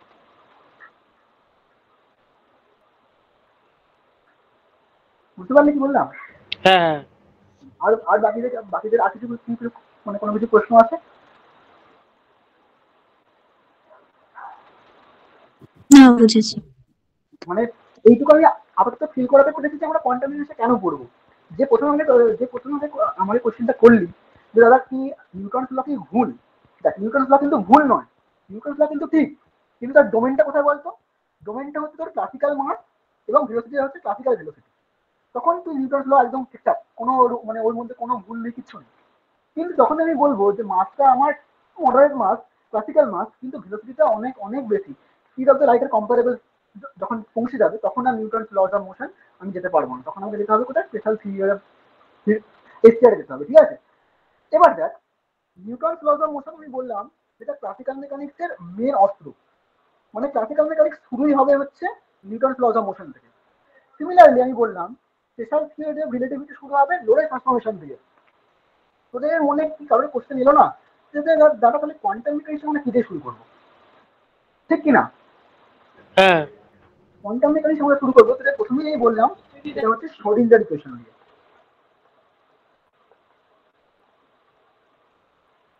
আর রিলেটিভিস্টিক কোয়ান্টাম মেকানিক্স যেটা আছে সেটা আমরা শুরু করবো ডিরাক ইকুয়েশন দিয়ে। ঠিক আছে, তোদের আপাতত আমাদের যে কোর্স, সেই কোর্সের মেইন টপিক সেটা হচ্ছে কোয়ান্টাম মেকানিক্স। তার মানে কোয়ান্টাম মেকানিক্স যখন কথাটা বললাম, তখন তোর মাথার মধ্যে সঙ্গে সঙ্গে ছেলে যাবে এটা যে আমার পার্টিকেলটা কিন্তু ক্লাসিক্যাল পার্টিকেল নেই, আমার রিজিমটা কোথায় চলে গেছে, হচ্ছে ভেরি ভেরি স্মল রিজিম, মানে quantum mechanical particle. Quantum mechanical particle মানে কি, ইলেকট্রন, প্রোটন, এসবগুলো মানে খুব খুব স্মল পার্টিকেল নিয়ে চলে গেছে। এইটুকু বুঝতে পেরেছি সবাই? হ্যাঁ যে আমরা কোয়ান্টাম মেকানিক্স কোথায় গিয়ে অ্যাপ্লাই করতে পারবো বা কোথায় পড়ছি, অ্যাকচুয়ালি কোন রিজিয়ানে গিয়ে পড়ছি। ঠিক আছে, ক্লিয়ার সবার কাছে এতটা? হ্যাঁ এবার তোদের মনে মনে খালি প্রশ্ন আসছে না, দাদা তাহলে আমি তো বুঝতে পারলাম যে ক্লাসিক্যাল মেকানিক্স আর কোয়ান্টাম মেকানিক্স ঠিক আছে, তো ক্লাসিক্যাল মেকানিক্স এরকম আছে, ক্লাসিক্যাল মেকানিক্স তার নির্দিষ্ট রিজিয়ানে গিয়ে ঠিকঠাক, কোয়ান্টাম মেকানিক্স তো তার নির্দিষ্ট জায়গায় গিয়ে ঠিকঠাক, কিন্তু এর মধ্যে কোনো কানেক্টিং কিছু লিঙ্ক আছে যে ক্লাসিক্যাল মেকানিক্স থেকে এই যে কোয়ান্টাম মেকানিক্স ইনভলভটা হলো? তাই আমি বললাম যে পার্টিকেলটা অনেক অনেক ছোট, কিন্তু এটা তো একদিনে আসেনি। নিশ্চয়ই এমন কিছু ফিনোমেনোলজিক্যাল চেঞ্জ ঘটেছে, যখন কোনো ফিনোমেনল মানে ঘটনাটাকে কোনো সায়েন্টিস্ট বলিস যে যে খুশি ক্লাসিক্যাল নিউটনস ল বা ক্লাসিক্যাল মেকানিক্সে ব্যাখ্যা করার চেষ্টা করছিল, কিন্তু আলটিমেটলি ফেল হয়েছিল, ঠিক কিনা? তখনই তার মাথার মধ্যে এরকম কিছু ধরনের মানে মানে তার মাথার মধ্যে এটা খেলেছিল যে না, তার মানে কি ক্লাসিক্যাল মেকানিক্স এই রিজনের মধ্যে ঠিক নয়, আমাকে নতুন কিছু ভাবতে হবে বা নতুন কিছু ডেভেলপ করার চেষ্টা করতে হবে, যার সাহায্যে আমি ওই রিজিয়নে গিয়ে আমি পুরোপুরি ব্যাপারটাকে পুরোপুরি ডিল করতে পারবো। তো সেটাই অ্যাকচুয়ালি বলে অরিজিনাল কোয়ান্টাম মেকানিক্স, সেটাই তোদের অ্যান্সার করাবে। ঠিক আছে, তো যেটা আমি কিছু ফানি ফানি জিনিস দেখাতে চাই সেটা হচ্ছে দেখ, এইটুকু কিন্তু বলে দিলাম যে বেসিক্যালি তোদের কাছে মাস অফ দ্য পার্টিকেল ধর এম ছিল, সেখানে ভেলোসিটি ভি ছিল। ঠিক আছে, এবং তোদের বিভিন্ন বিভিন্ন রেঞ্জ গুলো বলে দিলাম যে যখন ভেলোসিটিটা অনেক অনেক ছোট হবে, ভেলোসিটি অনেক অনেক বড় হবে তখন কি হবে, এবং যখন পার্টিকেলটা ছোট তার ভেলোসিটি বেশি ভেলোসিটি কম সেটা কি হবে সেটা। ঠিক আছে, এখানে চারটে জিনিস আমি লিখে দিয়েছি, একটা ক্লাসিক্যাল মেকানিক্স নর্মাল যেটা আমরা পড়ে এসেছি, একটা স্পেশাল থিওরি অফ রিলেটিভিটি তোরা পড়বি, কোয়ান্টাম মেকানিক্সটা তোরা আমি তোদেরকে শেখাবো, আর এই যে রিলেটিভিটি কোয়ান্টাম মেকানিক্স সেটা তোরা ইনভেস্টিগেট দিয়ে শিখবি। ঠিক আছে, তার মানে দেখ এবার আমি যে তোদের প্রথমেই ওদের কোর্সটার নাম যেটা বললাম সেটাকে বললাম কিন্তু modern physics, not quantum mechanics, কারণ আমাদের ইভলিউশনটাও শিখতে হবে। ঠিক আছে, কি শিখতে হবে? ইভলিউশনটা শিখতে হবে মানে বলতে চাইছি যে আমার ক্লাসিক্যাল যে রেঞ্জে আমি গিয়ে মানে সমস্ত ঘটনাগুলোকে ব্যাখ্যা করতে পারছিলাম, সিমিলারলি এমন কিছু ঘটনা যেটা কোয়ান্টাম মেকানিক্যালি অ্যাকচুয়ালি হওয়া উচিত, কিন্তু আমি ক্লাসিক্যালি সেটাকে ব্যাখ্যা করার চেষ্টা করছিলাম। দেখ, সবসময় মনে রাখবি নেচারে কিন্তু যা ঘটে সেটা কিন্তু নেচার অলওয়েজ মানে কি মানে মানে যেটা ঘটে থাকে অলওয়েজ সেটা কিন্তু জানে নেচার অলওয়েজ যে মানে সবকিছু এই যে কোয়ান্টাম মেকানিক্স বলিস, ক্লাসিক্যাল মেকানিক্স বলিস, স্পেশাল থিওরি অফ রিলেটিভিটি বলিস বা ডাইনামিক্স বলিস, সবগুলো কিন্তু নেচারের মধ্যে আগে থেকেই ছিল। শুধুমাত্র আমরা কি করেছি, আমরা সেটাকে বোঝার চেষ্টা করছি। এবং ডে টু ডে লাইফ যত অব্দি আমরা এত ফিজিক্স শিখছি এবং আমরা যে ফিজিক্স শিখতে চলেছি সেটাও কিন্তু সবকিছু নেচারে এক্সিস্ট হয়ে আছে, আমরা সেটাকে ডিল করার চেষ্টা করছি নতুন নতুন ভাবনার মাধ্যমে। এটাই হচ্ছে আমাদের মেন বেসিক ফিজিক্স। ঠিক আছে, তো দেখ ম্যাক্স প্ল্যাঙ্ক যখন কোয়ান্টাম মেকানিক্সের মানে যদি বলিস মেন উদ্ভবতা কে, সেটা হচ্ছে অবশ্যই ম্যাক্স প্ল্যাঙ্ক। দেখ ম্যাক্স প্ল্যাঙ্ক যখন কোয়ান্টাম মেকানিক্স যখন সে ডিসকভারি করেনি, তার মধ্যে একটা চেঞ্জ তোরাকে ভালো খেয়াল করতে পারছিস? এই তিনটে ছবির মধ্যে কি চেঞ্জ আছে বলতো? চুল নেই। চুল নেই, তাই তো? তার মানে কি ও কোয়ান্টাম মেকানিক্স ডেভেলপ করতে করতে করতে ওর মাথার চুলই পুরো উঠে গেছে। মানে ব্যাপারটা বুঝতে পারছিস যে মানে ও কতটা খেটেছে, মানে কতটা পেশেন্স দিয়ে ব্যাপারটাকে ভেবেছে। যখন কোয়ান্টাম মেকানিক্স ও প্রথম ডিসকভারি তখন হয়নি, তখন এরা দেখতে কি সুন্দর ছিল। কোয়ান্টাম মেকানিক্স যখন ডিসকভার করছে তখন এখানে চুলগুলো উঠে গেছে, আমার যখন পুরোপুরি ডিসকভার হয়ে গেছে তখন পুরোপুরি টাচ করে গেছে। তো এটা একটা ফানি ঘটনা বলতে পারি। তো এবার যেটা মেন মানে যেটা আমরা মেন শিখবো সেটা হচ্ছে, আমি মেন টপিক এবার আছি, সেটা হচ্ছে মডার্ন ফিজিক্স। আমরা যেটা প্রথমেই বললাম যে আমরা মডার্ন ফিজিক্স এখানে পড়বো, তারই মেন পার্ট যেটা সেটা হচ্ছে অরিজিনাল কোয়ান্টাম মেকানিক্স আর অ্যাপ্লিকেশন অফ কোয়ান্টাম মেকানিক্স। তো অরিজিনাল কোয়ান্টাম মেকানিক্স এর যেটা বেসিক টপিক ছিল তোদের বললাম অনেকটা পড়াবে। তো দেখ, কোয়ান্টাম মেকানিক্স তো ডিল হলো, ঠিক আছে। আচ্ছা তোদের আমি একটু জানতে চাই, তোদের কি কেউ মানে পড়েছিস হোয়াট ইজ ওয়েভ ইকুয়েশন বা ওয়েভ সম্পর্কে তোদের কোনো কিছু আইডিয়া রয়েছে? বা লাইট তোরা পড়েছিস তো, লাইটের ইন্টারফারেন্স হয়, ডিফ্রাকশন হয়, তোরা টুয়েলভে পড়েছিস তো? হ্যাঁ হ্যাঁ হ্যাঁ, আর ছিল এই সেমিস্টারেও ছিল। এই সেমিস্টারে ছিল। আচ্ছা, হুম। তোরা হাইডেন্স প্রিন্সিপাল নিশ্চয়ই জানিস। হ্যাঁ। ঠিক আছে, তো দেখ মোটামুটি আমি যদি বলি যে কোয়ান্টাম মেকানিক্স কোথেকে উদ্ভব হলো, সেটা হচ্ছে প্রথম যেটা হলো সেটা হচ্ছে ব্ল্যাক বডি রেডিয়েশন। আমি আসছি জিনিসটা দিকে, আমি আসছি। ব্ল্যাক বডি রেডিয়েশন, আচ্ছা, কথাটার নামটা তুমি তোরা কিছু বুঝতে পারছিস যে ব্ল্যাক বডি মানে কি? মানে একটা ব্ল্যাক সারফেস। ব্ল্যাক সারফেস, ঠিক আছে, ধরে নিলাম তোরা ব্ল্যাক বডি জানিস না। আমি যদি বলি, যদি আমি এক কথায় বলি ব্ল্যাক বডি মানে কেউ যদি বলছিল যে ব্ল্যাক সারফেস, শুধু তাই নয়, কথাটা ঠিকই, ব্ল্যাক সারফেস এটা কথাটা ঠিকই, শুধুমাত্র ব্ল্যাক সারফেস মানে যে ব্ল্যাক বডি হবে সেটা কিন্তু নাও হতে পারে। তোরা কি জানিস সান একটা ব্ল্যাক বডি? না। জানিস না, ঠিক আছে। যাই হোক, ব্ল্যাক বডি মানে হচ্ছে আমরা সেই সমস্ত বডিকে বলবো যেটা আইডিয়ালাইজ তোদের মনে হতে পারে অবশ্যই ব্ল্যাক। আমি যদি বলি মানে এটা যেটা ব্ল্যাক বডি, যেসব বডি লাইটকে অ্যাবজর্ব করে দেবে। একদম একদম, এই হচ্ছে actual definition of black body. শুধু অ্যাবজর্বে করবে তা নয়, যেটা অল ফ্রিকোয়েন্সি লাইটকে অ্যাবজর্ব করতে পারবে, শুধু তাই নয় সে কিন্তু রেডিওটা করতে পারবে। তোরা কেউ দেখবি একটা কালি হয়, মানে ডিপ ইঙ্ক বলে একটা খুব কালি হয়, মানে যেটা পুরোপুরি ব্ল্যাক, একদম মানে 98% ব্ল্যাক। তুই সেখানে সাদা টর্চ ফেলবি, দেখবি সেখান থেকে কোনো কিছু রিফ্লেক্ট হয়ে আসছে না। সাদা টর্চ মানে আমি কি বললাম বুঝতে পারলি? সাদা টর্চ মানে দেখ হোয়াইট লাইট। হোয়াইট লাইটের মধ্যে কেউ কেউ জানিস কিনা জানি না, হোয়াইট লাইটের মধ্যে কটা কালার থাকে কেউ জানিস? এগুলো জানা উচিত, এগুলো নলেজ। হ্যাঁ, 7টা ভিভিও। সাতটা। 7টা কালার থাকে, মানে কালার থাকে, তাই তো? তো হোয়াইট লাইটকে আমি ফেলছি, একটা ব্ল্যাক বডি, যেটা বললাম ব্ল্যাক ইঙ্ক একটা পাওয়া যায়, মানে সেটা খুবই এক্সপেন্সিভ।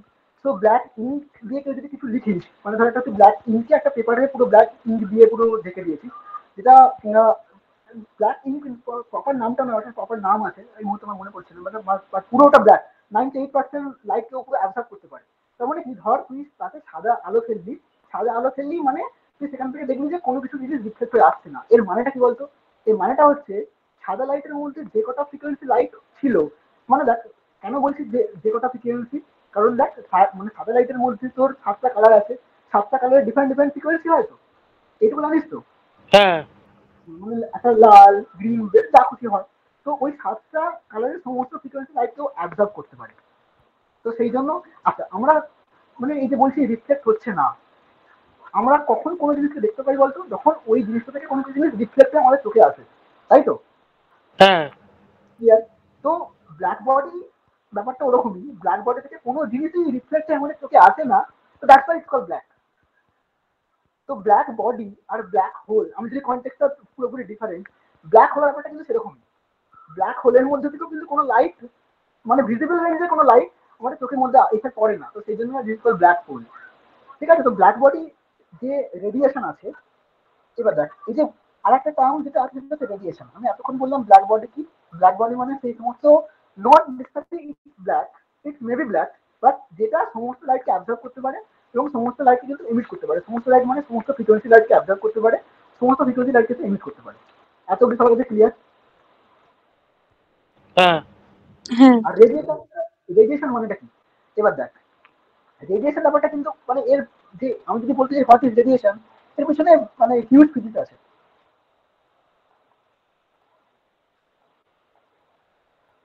মানে রেডিয়েশন কি সেটা, মানে সেটা সম্বন্ধে যদি আমি বলতে চাই পুরো আমার মানে একটা লেকচার শেষ হয়ে যাবে আর কি, এরকম। তো আমি এটুকু জানতে চাই তোরা মোটামুটি ওয়েভ সম্পর্কে তোর ধারণা আছে, হোয়াট ইজ ওয়েভ, তাই তো? হ্যাঁ। এবার দেখ, যেটা মেন বক্তব্য সেটা হচ্ছে, তোরা জানিস তো যে লাইট একটা ইলেকট্রোম্যাগনেটিক ওয়েভ। আচ্ছা আমাকে হ্যাঁ। এইটুকু বল, তোরা কি জানিস ইলেকট্রোম্যাগনেটিক ওয়েভটা কি? What is electromagnetic wave? Electromagnetic wave মানে হচ্ছে ইলেকট্রিক ভেক্টর আর ম্যাগনেটিক ভেক্টর থাকবে, যেটা পারপেন্ডিকুলারি ভাবে যাবে। ওটা কিন্তু মানে তুই তো ওর মানে ম্যাথমেটিক্যাল ফর্ম বলছিস। ও আচ্ছা। মানে অবশ্যই ঠিক, অবশ্যই ঠিক। Electromagnetic field nothing but a disturbance of electric field and magnetic field, তাই তো? এই যে আমি বলছি হ্যাঁ। ধর একটা ওয়েভ এখানে যাচ্ছে, এটা কি, এটা এটা এটা হচ্ছে তোর, ধর আমি যদি বলি যে তুই ধর একটা পুকুরের মধ্যে একটা ঢিল ফিটলি, দেখবি পুকুরের জলটা কিন্তু ওপর নিচে হচ্ছে, ঠিক কি না? তো দেখেছিস, তোরা এইটুকু জানিস সবাই যে জলে মানে হ্যাঁ। তুই একটা যদি পুকুরে ঢিল ছুড়লি, দেখবি জলটা একটা ঢেউয়ের মতো ক্রিয়েট হলো। ওটা ওটা কি করছে? ওটা ওই যে মানে ওয়াটার যে মলিকুল গুলো ছিল, ওয়াটার মলিকুল গুলোর মধ্যে একটা ডিস্টারবেন্স ক্রিয়েট করছে। তার জন্য কি হচ্ছে, জলটা উপর উঠছে নিচে নামছে, জলটা উপর উঠছে নিচে নামছে, তাই তো? হ্যাঁ তো সেরকমই লাইটের ক্ষেত্রেও তাই। লাইটের ব্যাপারটা হচ্ছে ওরকম মানে মানে যে আমি যেটা বললাম যে ওয়াটারের ক্ষেত্রে যেটা ওয়েভ তুই বললি, সেখানে যেমন তোর ওয়াটার মলিকুলগুলোর মধ্যে ক্রিয়েট ওয়াটার মলিকুলগুলোর মধ্যে ডিস্টারবেন্স ক্রিয়েট হচ্ছে, ইলেকট্রোম্যাগনেটিক ওয়েভের ক্ষেত্রে ব্যাপারটা ঠিক ওরকম না। তো তার পিছনে বড় অনেক থিওরি রয়েছে, আমি অত যাচ্ছি না ডিটেলসে। তো এইটুকু বললাম, লাইটও ওরকম একটা ইলেকট্রোম্যাগনেটিক ওয়েভ, যেটা ইলেকট্রিক ফিল্ড ম্যাগনেটিক ফিল্ডের ডিস্টারবেন্স নিয়ে গঠিত। ঠিক আছে? তো লাইট যে ওয়েভ, মানে লাইটের যে ওয়েভ নেচারটা আছে, সেটা কিন্তু হাইগেন্স প্রমাণ করে দিয়েছে। মানে তখন লাইটের যে ওয়েভ, মানে আমরা যে বলি লাইট একটা ওয়েভ, তো তার সেটা যে একটা ওয়েভ, তার পিছনে যুক্তি কিন্তু হাইগেন্স দিয়েছে। তোরা তো এইটুকু জানিস যে ডিফ্রাকশন, তোরা পড়েছিস নিশ্চয়ই ডিফ্রাকশন। হ্যাঁ হ্যাঁ ডিফ্রাকশন, তারপরে তোরা পড়েছিস ইন্টারফেরেন্স, হ্যাঁ পড়েছিস তো? হ্যাঁ ওটা থেকে মানে ওটা থেকে কি আইডিয়া আছে? ওটা থেকে আমাদের আইডিয়া আছে যে লাইট একটা ওয়েভ। ঠিক আছে? মানে এইটুকু বুঝতে পারছেন যে লাইটের ওটা ওয়েভ, মানে যে লাইট একটা ওয়েভ বা তার যে ওয়েভ নেচার আছে, সেটাকে কিন্তু ওই মানে ডিফ্রাকশন এবং ইন্টারফারেন্স, সেটাকে ওরা মানে কি বলবো, মানে তারা এগ্রিড করে যে ব্যাপারটা, হ্যাঁ যে লাইট একটা ওয়েভ। এইটুকু সবার কাছে মানে ক্রিস্টাল ক্লিয়ার। হ্যাঁ হ্যাঁ। বাকি জানতো? ঠিক আছে।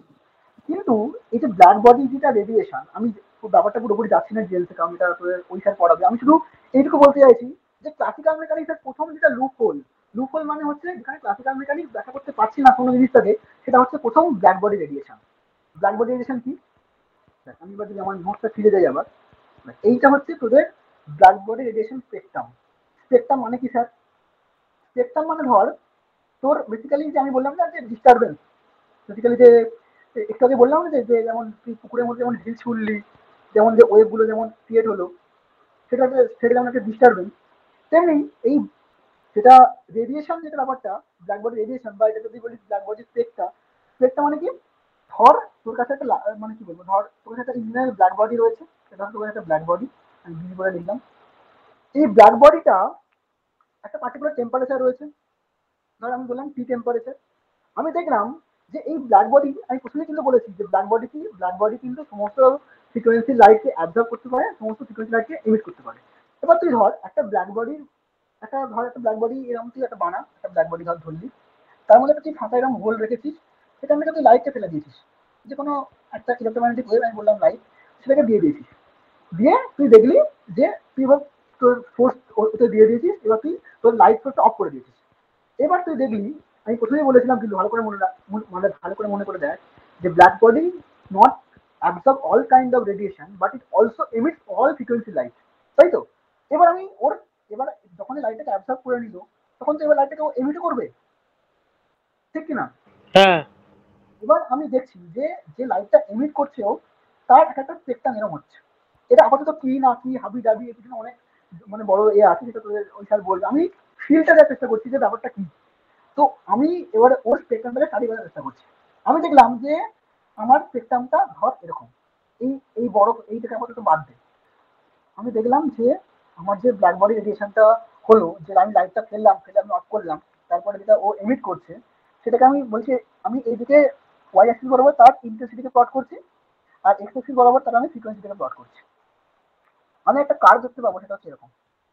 কেন কার্ভ দেখতে পাবো? এই কেন কার্ভ হচ্ছে, এটা এই কার্ভটা কেন এরকম নেচারটা ফলো করছে, সেটাকে সেই সময়কার বড় বড় সায়েন্টিস্ট ছিলেন, যারা ক্লাসিক্যাল মেকানিক্সে মানে তারা এইটুকু ভাবতো যে নেচারের মধ্যে ক্লাসিক্যাল মেকানিক্স ছাড়া আর কিছু এক্সিস্ট করে না। যেমন তোরা পড়বি পরবর্তী ক্ষেত্রে, রাইলে একজন সায়েন্টিস্ট, তার নাম হচ্ছে রাইলে, তিনি বিখ্যাত ম্যাথমেটিশিয়ান ছিলেন, ঠিক আছে? রাইলে আছে, এছাড়া জিন্স বলে একজন সায়েন্টিস্ট আছে, রাইলে এবং জিন্স, এছাড়া উইল, তোরা এইটুকু নাম শুনেছিস। স্টিফান, তোরা ক্লাস 12 যদি পড়েছিস, স্টিফান তোরা নাম শুনেছিস? Stefan, scientist Stefan.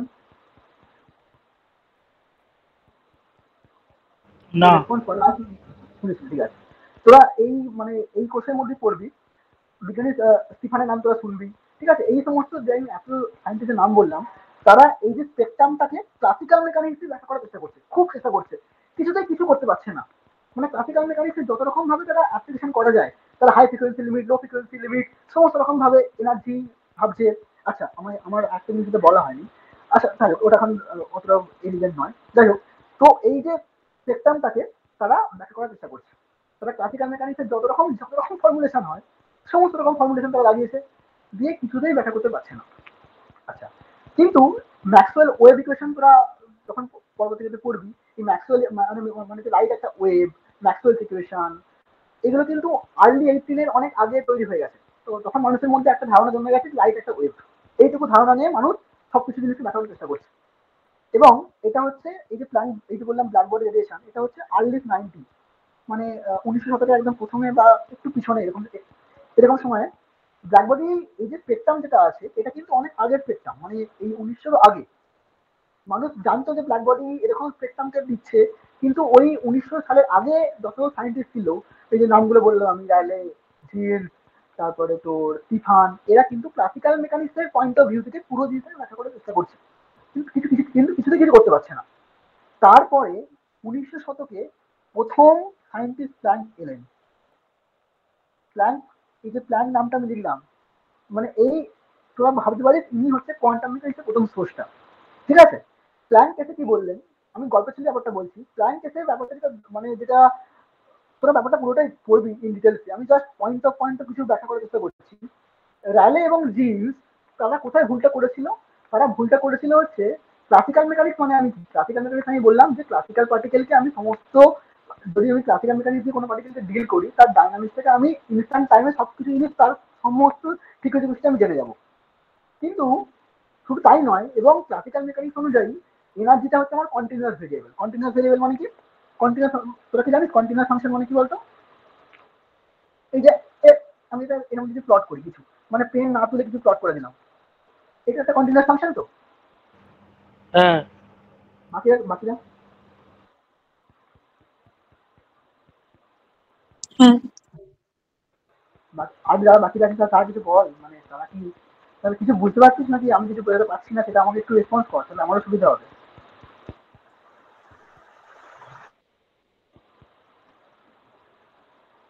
রেসপন্স না করলে কিন্তু খুব সমস্যায় পড়বি তোরা ইন ফিউচার, বারবার বলছি। যাই হোক, ব্যাপারটা হচ্ছে ওরা যে ভুলটা করেছিল সেই ভুলটা হচ্ছে তারা এনার্জিটাকে ধরেছিল ক্লাসিক্যাল। ক্লাসিক্যাল এনার্জি মানে হচ্ছে তারা বলেছিল এনার্জিটা আমার কন্টিনিউয়াস।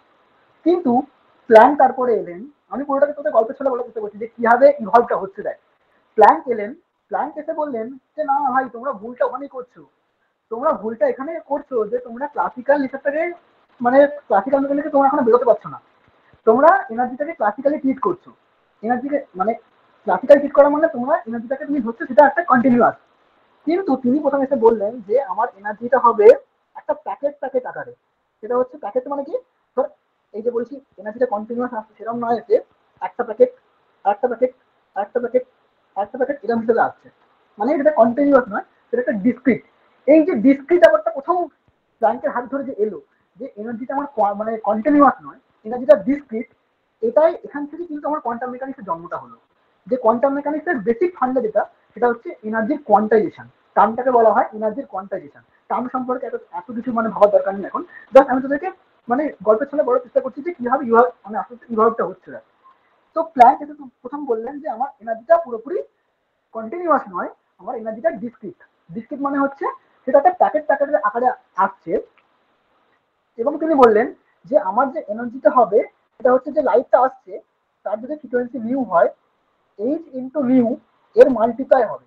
মানে এইচ ইন্টু নিউ হতে পারে, 2h ইন্টু নিউ হতে পারে, 3h ইন্টু নিউ হতে পারে, তার ইন্টিজার মাল্টিপ্লিকেশন, মানে ইন্টিজার মাল্টিপ্ল আকারে হবে, মানে এইচ নিউ এর ইন্টিজার মাল্টিপ্ল আকারে হবে। মানে কখনো এনার্জিটা এরকম হবে না যে 0.5h new, 3/2h new, 7/5h new, এরকম হবে না। কেন হবে না? কারণ এর এর মানে এর পিছনে কোনো কোনো যুক্তি নেই। তিনি বললেন যে প্রথম এনার্জিটা যেরকম কোয়ান্টাইজ হবে, কোয়ান্টাইজ হবে শুধু তাই নয়, এনার্জিটা হবে আমার হচ্ছে যে এইচ নিউ, যে এটা লেস অ্যামাউন্ট অফ এনার্জি, মানে এইচ নিউটা হচ্ছে ধর একটা প্যাকেটের এনার্জি। আমি যদি বলি ধর এই প্যাকেটটা আমার এইচ নিউ এনার্জিটা আছে, 2h নিউ মানে মানে কি একটা বড় প্যাকেট আছে। তো ব্যাপারটা বুঝতে পারছিস কি বললাম? হ্যাঁ, হ্যাঁ, বাকিটা বুঝতে পারছিস? মানে একটা প্যাকেট প্যাকেট আকারে আসছে, প্যাকেটটা ছোট হবে অথবা বড় হবে খুব, কিন্তু মাঝারি সাইজের প্যাকেট হবে না। মানে প্যাকেটটা এইচ নিউ হতে পারে, প্যাকেটটা 2h নিউ হতে পারে, প্যাকেটটা 1.5h নিউ হবে না। মানে এইটা একটা প্যাকেট হতে পারে এইচ নিউ, এটা তার ঠিক দ্বিগুণ হতে পারে, কিন্তু এমন কোনো হবে না যেটা এর আর এর মাঝখানে। ঠিক আছে, তো এই প্রথম ধারণাটা প্ল্যাঙ্ক দিলেন। এবং তিনি এই প্ল্যাঙ্কের যে কোয়ান্টাইজেশন অফ এনার্জি ধারণাটা সেটা এলো, এটা তিনি দুর্ধর্ষণভাবে এটার পুরো ফিট করে দিলেন। এই যে কার্ভটা এরকম ফলো করছে যেটা, সেটাকে তিনি পুরোপুরি ফিট করতে পারলেন।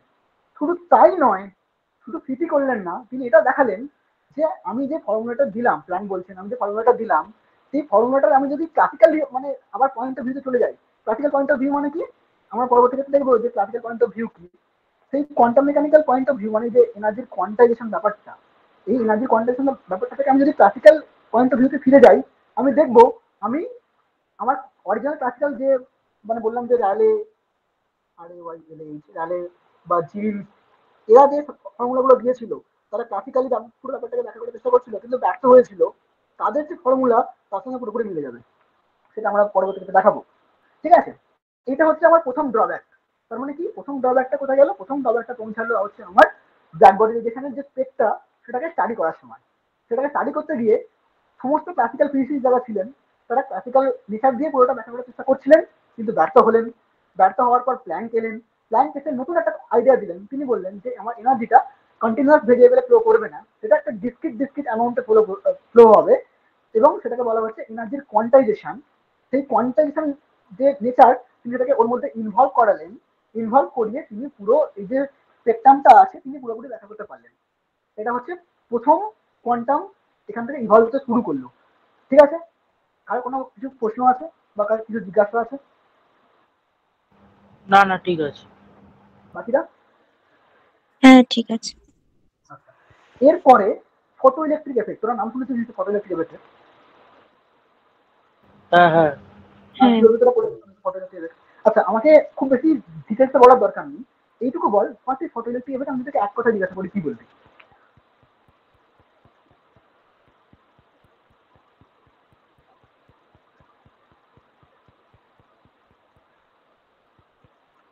কেউ কিছু যা খুশি বলতে পারিস। আরে ট্রাই তো কর, অ্যাটলিস্ট ভুল হবে, অ্যাটলিস্ট ভুল হবে, এর থেকে বেশি কিছু তো হবে না। মানে ওই লাইটটা ওই ফোটন কণার সমষ্টি।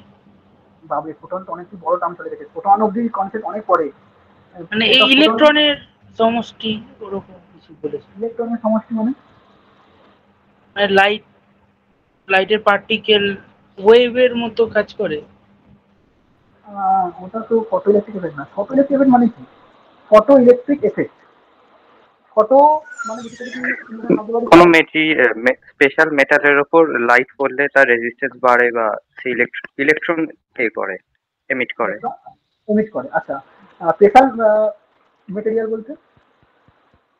স্পেশাল মেটেরিয়াল বলতে একটা নির্দিষ্ট এনার্জি বা নির্দিষ্ট ফ্রিকোয়েন্সি ওয়েভলেন্থে লাইট গেলেই তবে। ঠিক। তার মানে ফটো ইলেকট্রিক এফেক্ট মানে বেসিক্যালি আমার একটা, ধর আমি যদি ড্র করি, ধর এটা আমার কাছে যেখানে একটা মেটেরিয়াল আছে, এর উপর আমি যদি লাইট ফেলি, এখান থেকে কি বেরোবে বললি, যে বললি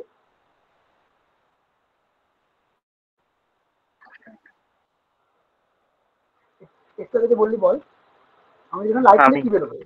বল বল। হ্যাঁ, এখান দিয়ে ইলেকট্রন এমিট করবে মেটালটা, সারফেসটা। ইলেকট্রন বেরোবে, আচ্ছা। হ্যাঁ অবশ্যই এটা ফটো ইলেকট্রিক এফেক্ট, যে মানে বেসিক্যালি আমার কাছে একটা যে কোনো মেটালিক শীট থাকবে, তার উপর আমি লাইট ফেললে, শুধু তাই নয় একটা পার্টিকুলার লাইট ফেললে সেখান থেকে ইলেকট্রন বেরোবে, তাই তো?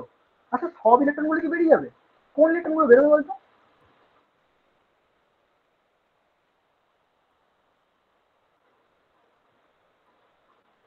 আচ্ছা, আমি অত যাচ্ছি না জেলতে। মানে বেসিক্যালি কি, ধর তোর এখানে এখানে যেগুলো ছিল, একটা মেটাল আছে না, ধর এটা একটা মেটাল, তার মধ্যে যে ইলেকট্রনগুলো বসেছিল, এখানে বেসিক্যালি লাইট এসে পড়ছে, লাইট এসে পড়ছে, এখান থেকে এই ইলেকট্রনগুলো বেরিয়ে যাচ্ছে, তাই তো? এটাই তো বেসিক্যালি ফটো ইলেকট্রিক এফেক্ট, ঠিক? তো এই যে ফটো ইলেকট্রিক এফেক্ট, এটা কিন্তু অনেক আগে আবিষ্কার হয়েছে। হার্টজ বলে একজন সায়েন্টিস্ট আছে, সম্ভবত 1876 বা 1886 কোনো একটা সাল হবে। হার্টজ প্রথমে ফটো ইলেকট্রিক এফেক্টটাকে লক্ষ্য করেছিলেন, ঠিক আছে? কিন্তু তার ব্যাখ্যা কেউ ভালোভাবে তখনও দিতে পারেনি, ঠিক আছে? তো 1905 সালে প্রথম আইনস্টাইনের প্রবেশ। আইনস্টাইন এসে ওই যে প্ল্যাঙ্ক বলেছিল না, প্ল্যাঙ্ক বলেছিল যে আমার যে যে এনার্জিটা বেরোচ্ছে সেটা কন্টিনিউয়াস এনার্জি নয়, আচ্ছা আচ্ছা, আরেকটা আমি বলে দিই, সেটা হচ্ছে কেন তখন অবধি এটার যে 1876 বা 1886 এরকম কোন একটা সালে হার্জ প্রথম, আমি এই যে বলে লিখলাম, পুরোপুরি লিখলাম না, হার্জ হার্জ যে সায়েন্টিস্ট ছিলেন তিনি এটাকে প্রথম অবজার্ভ করেছিলেন, ঠিক আছে। এবং তারাও মেন যে ভুলটা করেছিল সেটা হচ্ছে যেহেতু লাইট আসছে, তো তারা সেটাকে ধরেছিল একটা ওয়েভ। কারণ তার আগে অবধি রমরমিয়ে তো চলছে ম্যাক্সওয়েল ইকুয়েশন, মানে লাইট এজ এ ওয়েভ, তারপরে তো হাইগেন্স প্রিন্সিপাল, মানে পুরো সলিড, মানে ঠিকঠাক কাজ করছে।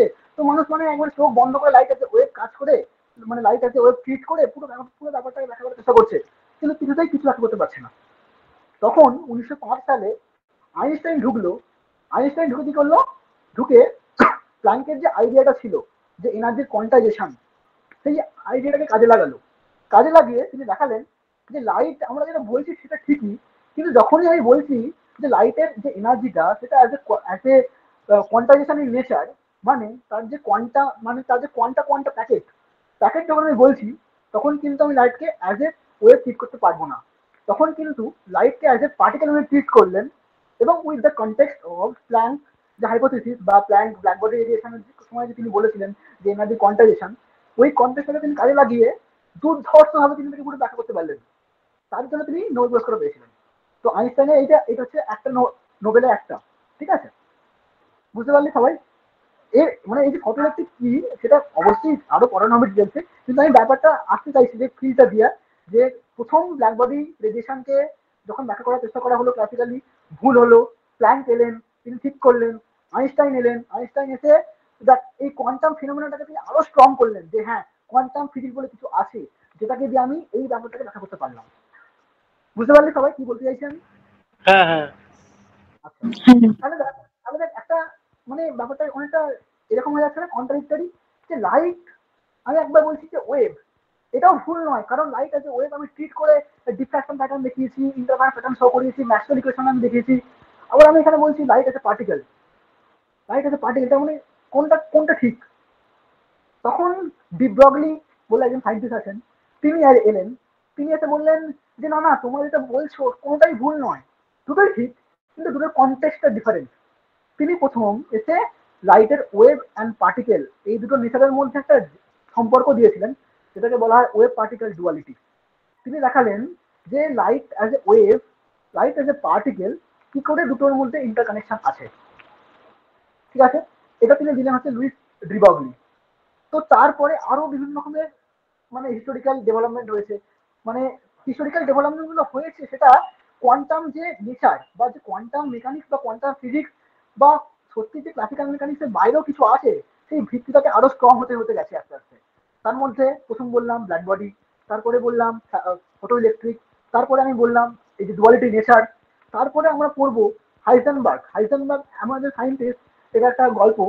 যিনি তার জীবনে কোনো পরীক্ষায় কোনোদিন সেকেন্ড হয়নি, অলওয়েজ ফার্স্ট হয়েছে, ঠিক আছে। তো হাইজেনবার্গ বলে একজন সায়েন্টিস্ট, তিনি এলেন, তিনি এসে দেখালেন যে আচ্ছা তুমি যে বলছো যে লাইট আছে ওয়েভ, লাইট আছে পার্টিকেল, এই যে ডুয়ালিটি নেচারটা আছে, এবং ক্লাসিক্যাল মেকানিক্স অনুযায়ী আমরা বললাম যে আমি কোনো একটা পার্টিকেলের ডাইনামিক্সটাকে সাইমালটেনিয়াসলি পার্টিকেলের পজিশন, পার্টিকেলের মোমেন্টাম, পার্টিকেলের পজিশন না পার্টিকেলের ভেলোসিটি না, মানে পার্টিকেলের ভেলোসিটি জানা মানে পার্টিকেলের মোমেন্টাম আমি জানবো, তাই তো? আচ্ছা, ভেলোসিটি আর মোমেন্টামের মধ্যে কি সম্পর্ক বলতো ক্লাসিক্যালি? P=mv। MV, good. তো আমি বললাম যে আমি ক্লাসিক্যাল মেকানিক্স অনুযায়ী পার্টিকেলের যদি পজিশন আমি ইনস্ট্যান্ট জানতে পারি, পার্টিকেলের মোমেন্টাম আমি ইনস্ট্যান্ট জেনে যাবো। তো পার্টিকেলের যে পজিশন এবং মোমেন্টাম সাইমালটেনিয়াসলি জানতে পারছি ক্লাসিক্যাল মেকানিক্স অনুযায়ী, কোয়ান্টাম মেকানিক্সে ওটা সব থেকে বড় ড্রব্যাক। কোয়ান্টাম মেকানিক্স অনুযায়ী হাইজেনবার্গ দেখালেন যে আমি সাইমালটেনিয়াসলি পার্টিকেলের পজিশন, পার্টিকেলের মোমেন্টাম মাপতে পারবো না। আমি পার্টিকেলের পজিশন, পার্টিকেলের মোমেন্টাম সাইমালটেনিয়াসলি মাপতে গেলে আমার একটা মিনিমাম এরর থাকবে। তো সেটা কি অত ডিটেলস আমি যাচ্ছি না, সেটা পুরোপুরি সবকিছু ব্যাপারটা জানতে পারবে, কিন্তু ব্যাপারটা ফিল কর যে কোথায় কোথায় কোথায় কোথায় ভুলগুলো হচ্ছিল ক্লাসিক্যাল মেকানিক্স থেকে, তখন আমি কোয়ান্টাম মেকানিক্সে শিফট করলাম। তার মধ্যে এটা হচ্ছে হাইজেনবার্গ আনসার্টেনিটি প্রিন্সিপাল বলা হয় একে। এই গোটা কোয়ান্টাম মেকানিক্স বা গোটা কোয়ান্টাম ফিজিক্স কিন্তু হাইজেনবার্গ আনসার্টেনিটি প্রিন্সিপালের উপর বেস করে দাঁড়িয়ে আছে, ঠিক আছে। এরপরে 1923 খ্রিস্টাব্দে এলেন। তার আগে অনেক হয়েছে, যেমন বোরের মডেল আছে, সেখান থেকে তোরা দেখবি যে এনার্জি কোয়ান্টাইজেশন সেটা আরো স্পষ্ট হয়েছিল, ঠিক আছে। তারপরে ক্রম্পটন এফেক্ট তোরা পড়বি। ক্রম্পটন এফেক্টে তোরা দেখবি যে পার্টিকেলের যে পার্টিকেল নেচার, সেটাকে মানে লাইটের যে পার্টিকেল নেচার বা ইলেকট্রোম্যাগনেটিক যে কোনো রেডিয়েশন যে পার্টিকেল নেচার, সেটা আরো স্ট্রং হলো। তারপরে তোরা দেখবি যে পার্টিকেলের ওয়েভ নেচারটা আরো স্ট্রং হলো যখন তোরা বলবি ডেভিসন জার্মার বলে দুজন সায়েন্টিস্ট, তারা পার্টিকেলের যে ওয়েভ নেচার সেটাকে আরো স্ট্রং করলো। তার মানে যে ওয়েভ পার্টিকেল ডুয়ালিটি ব্যাপারটা আসছে, যে পার্টিকেলের যে ওয়েভ মানে যে রেডিয়েশন আছে, ওয়েভ রেডিয়েশন আছে পার্টিকেল, সেটা কিন্তু আরো স্ট্রং হতে শুরু হচ্ছে। তারপরে 1925 বা 1996 এই সময় এলেন সোডিঞ্জার। তিনি এসে দেখালেন, আচ্ছা আমি যদি পার্টিকেলটাকে বলছি পার্টিকেল আজ ওয়েভ কাজ করছে, তার মানে এই ওয়েভটাকে আমাকে দেখা করার জন্য কোনো একটা কিছু ইকুয়েশন দিতে হবে। যেমন তোরা দেখ, তোরা ওয়েভ ইকুয়েশন পড়েছিস তাই তো, যে আমরা তোদের আগের সেমিস্টারে তোদের তো ছিল নাকি, ওয়েভ ছিল তো? হ্যাঁ হ্যাঁ, তোরা যে ওই যে ওয়েভ ইকুয়েশন পড়েছিস, তোরা ওয়েভ তোরা বলেছিস যে যে কোনো ওয়েভের ইকুয়েশন মানে কি, একটা বেসিক্যালি ডিস্টারবেন্স, তাই তো? মানে D two psi D X square equal to D two psi মানে 1/c square D two psi DT square. তোরা আমি লিখলে বুঝতে পারবি। ডি টু এক্স যদি বলি, d two x dt square equal to 1/c square D two x, sorry এক minute,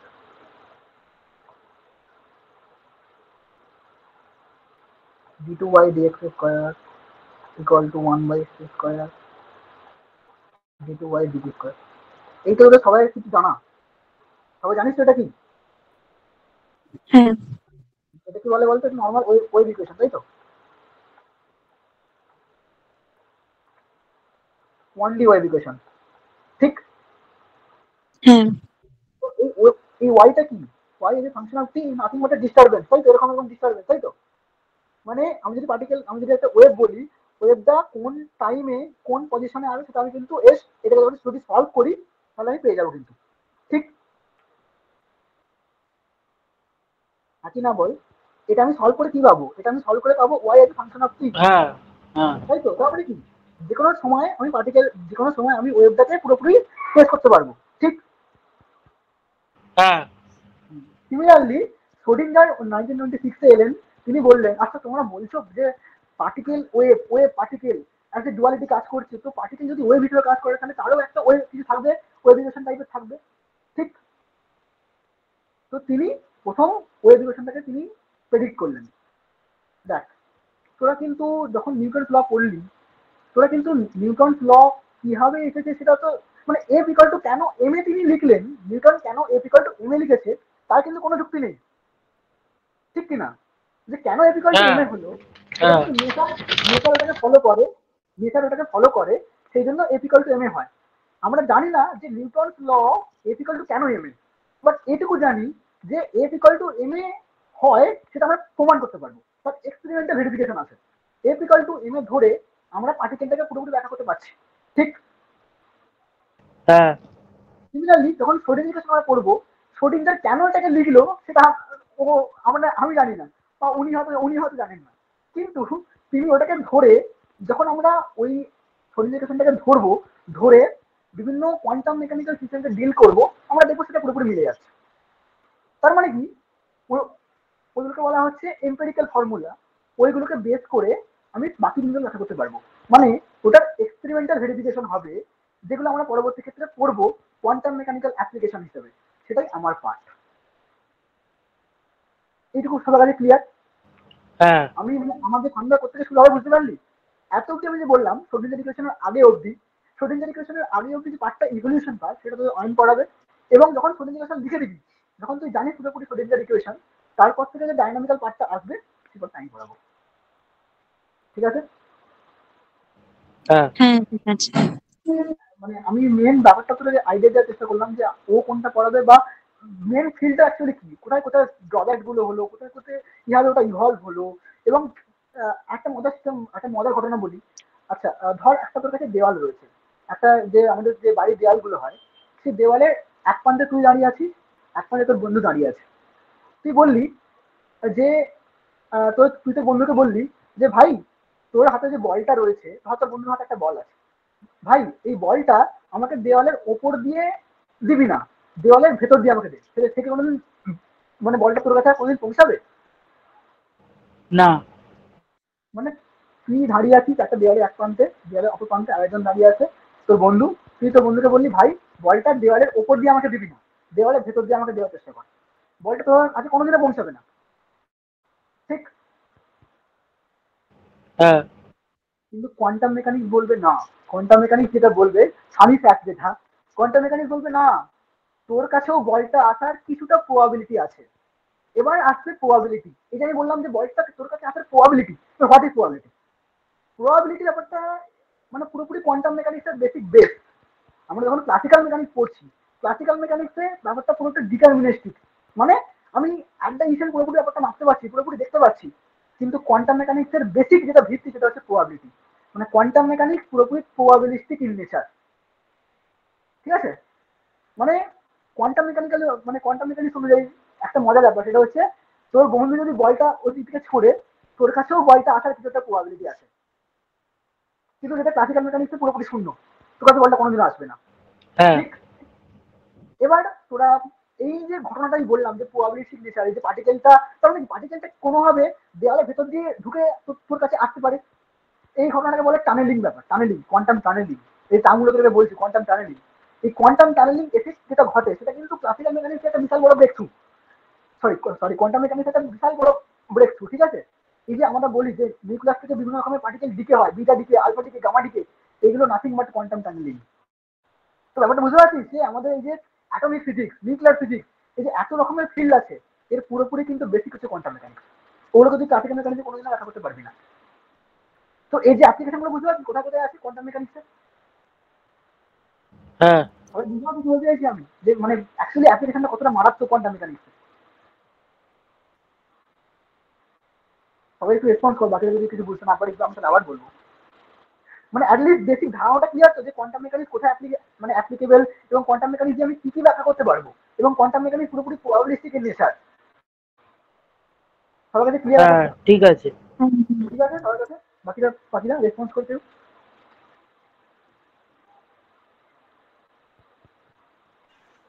ঠিক আছে তো সবার কাছে পুরোপুরি ক্লিয়ার তো?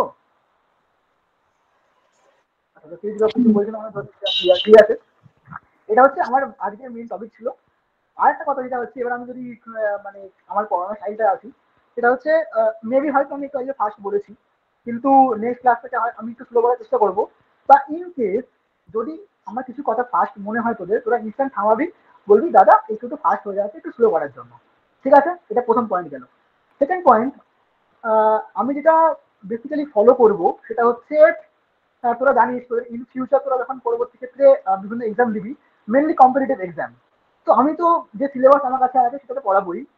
কিন্তু আমি যে ওই যে এমপিএমএসসি যেটা বললো না, স্পেশাল প্রবলেম সেট, সেখানে কিন্তু নট অনলি মানে ইউনিভার্সিটি কোশ্চেন, সেখানে আমি কিন্তু কম্পিটিটিভ টাইপের এক্সাম, সরি কম্পিটিটিভ টাইপের কোশ্চেন কিন্তু ম্যাক্সিমাম থাকবে সেখানে। আমার মানে টার্গেটটা বুঝতে পারলি কি বলতে চাইলাম আমি? আমি হ্যাঁ সিলেবাসটা আমি ফলো করবো ওখানে, কিন্তু সেখানেও সিউর কোশ্চেন থাকবেই। কিন্তু আমি দেখ সবাই এর জন্য অবশ্যই কোশ্চেন সব কিছু নয়, বাট আমি অলওয়েজ আমার দিক থেকে চেষ্টা করবো যত রকমের এক্সাম আছে বিভিন্ন, জ্যাম, পিআইএফআর, জেএস বা সিএফআইএন, সেখান থেকে কিছু কিছু ইন্টারেস্টিং প্রবলেম তোদেরকে দেওয়ার চেষ্টা করবো। এবং তোরা সেগুলোকে যদি করিস, অ্যাকচুয়ালি প্রবলেমটা সম্পর্কে যদি তোরা ফিজিক্যালি ভাবিস, তাহলে তোরা কিন্তু ফিল করতে পারবি হোয়াট ইজ কোয়ান্টাম মেকানিক্স। আর একটা কথা, সেটা হচ্ছে ক্লাস করতে করতে যদি কারোর কোনো পয়েন্ট, কোনো জায়গায় কখনো যখন খুশি ডাউট হোক, যদি ইনস্ট্যান্ট জিজ্ঞাসা নাও করিস, অ্যাটলিস্ট নোট করে রাখবি, সেটা জিজ্ঞাসা করবি, বা ইনস্ট্যান্ট আমি আমাকে জিজ্ঞাসা করবি। আমি কিন্তু কোনো রকম কোনো বিরক্ত হবো না, ঠিক আছে? আর ফোর্থ পয়েন্ট, সেটা হচ্ছে অবশ্যই লাইভ ক্লাসটাকে তোরা ফলো করার চেষ্টা করিস। ইন কেস যদি কারোর কোনো রকম খুব মানে খুব সমস্যা না হয়, তোরা লাইভ ক্লাসটাকে বেসিক্যালি প্রেফারেন্স দিস।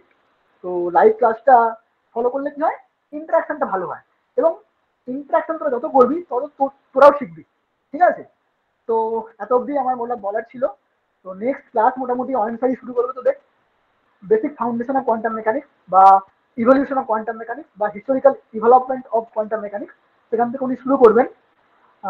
তো আমি এখানেই থামলাম আজকে। তো বেসিক ফিলটা আমি দেওয়ার চেষ্টা করলাম। আশা করি কারোর কাছে কোনো কিছু ডাউট নেই, বা কিছু থাকলেও আমাকে feel free to ask me. ঠিক আছে, তাহলে আমি মোটামুটি এটা অফ করলাম স্ক্রিন শেয়ারটা। অপূর্বদা, ইউ ক্যারি অন নাও।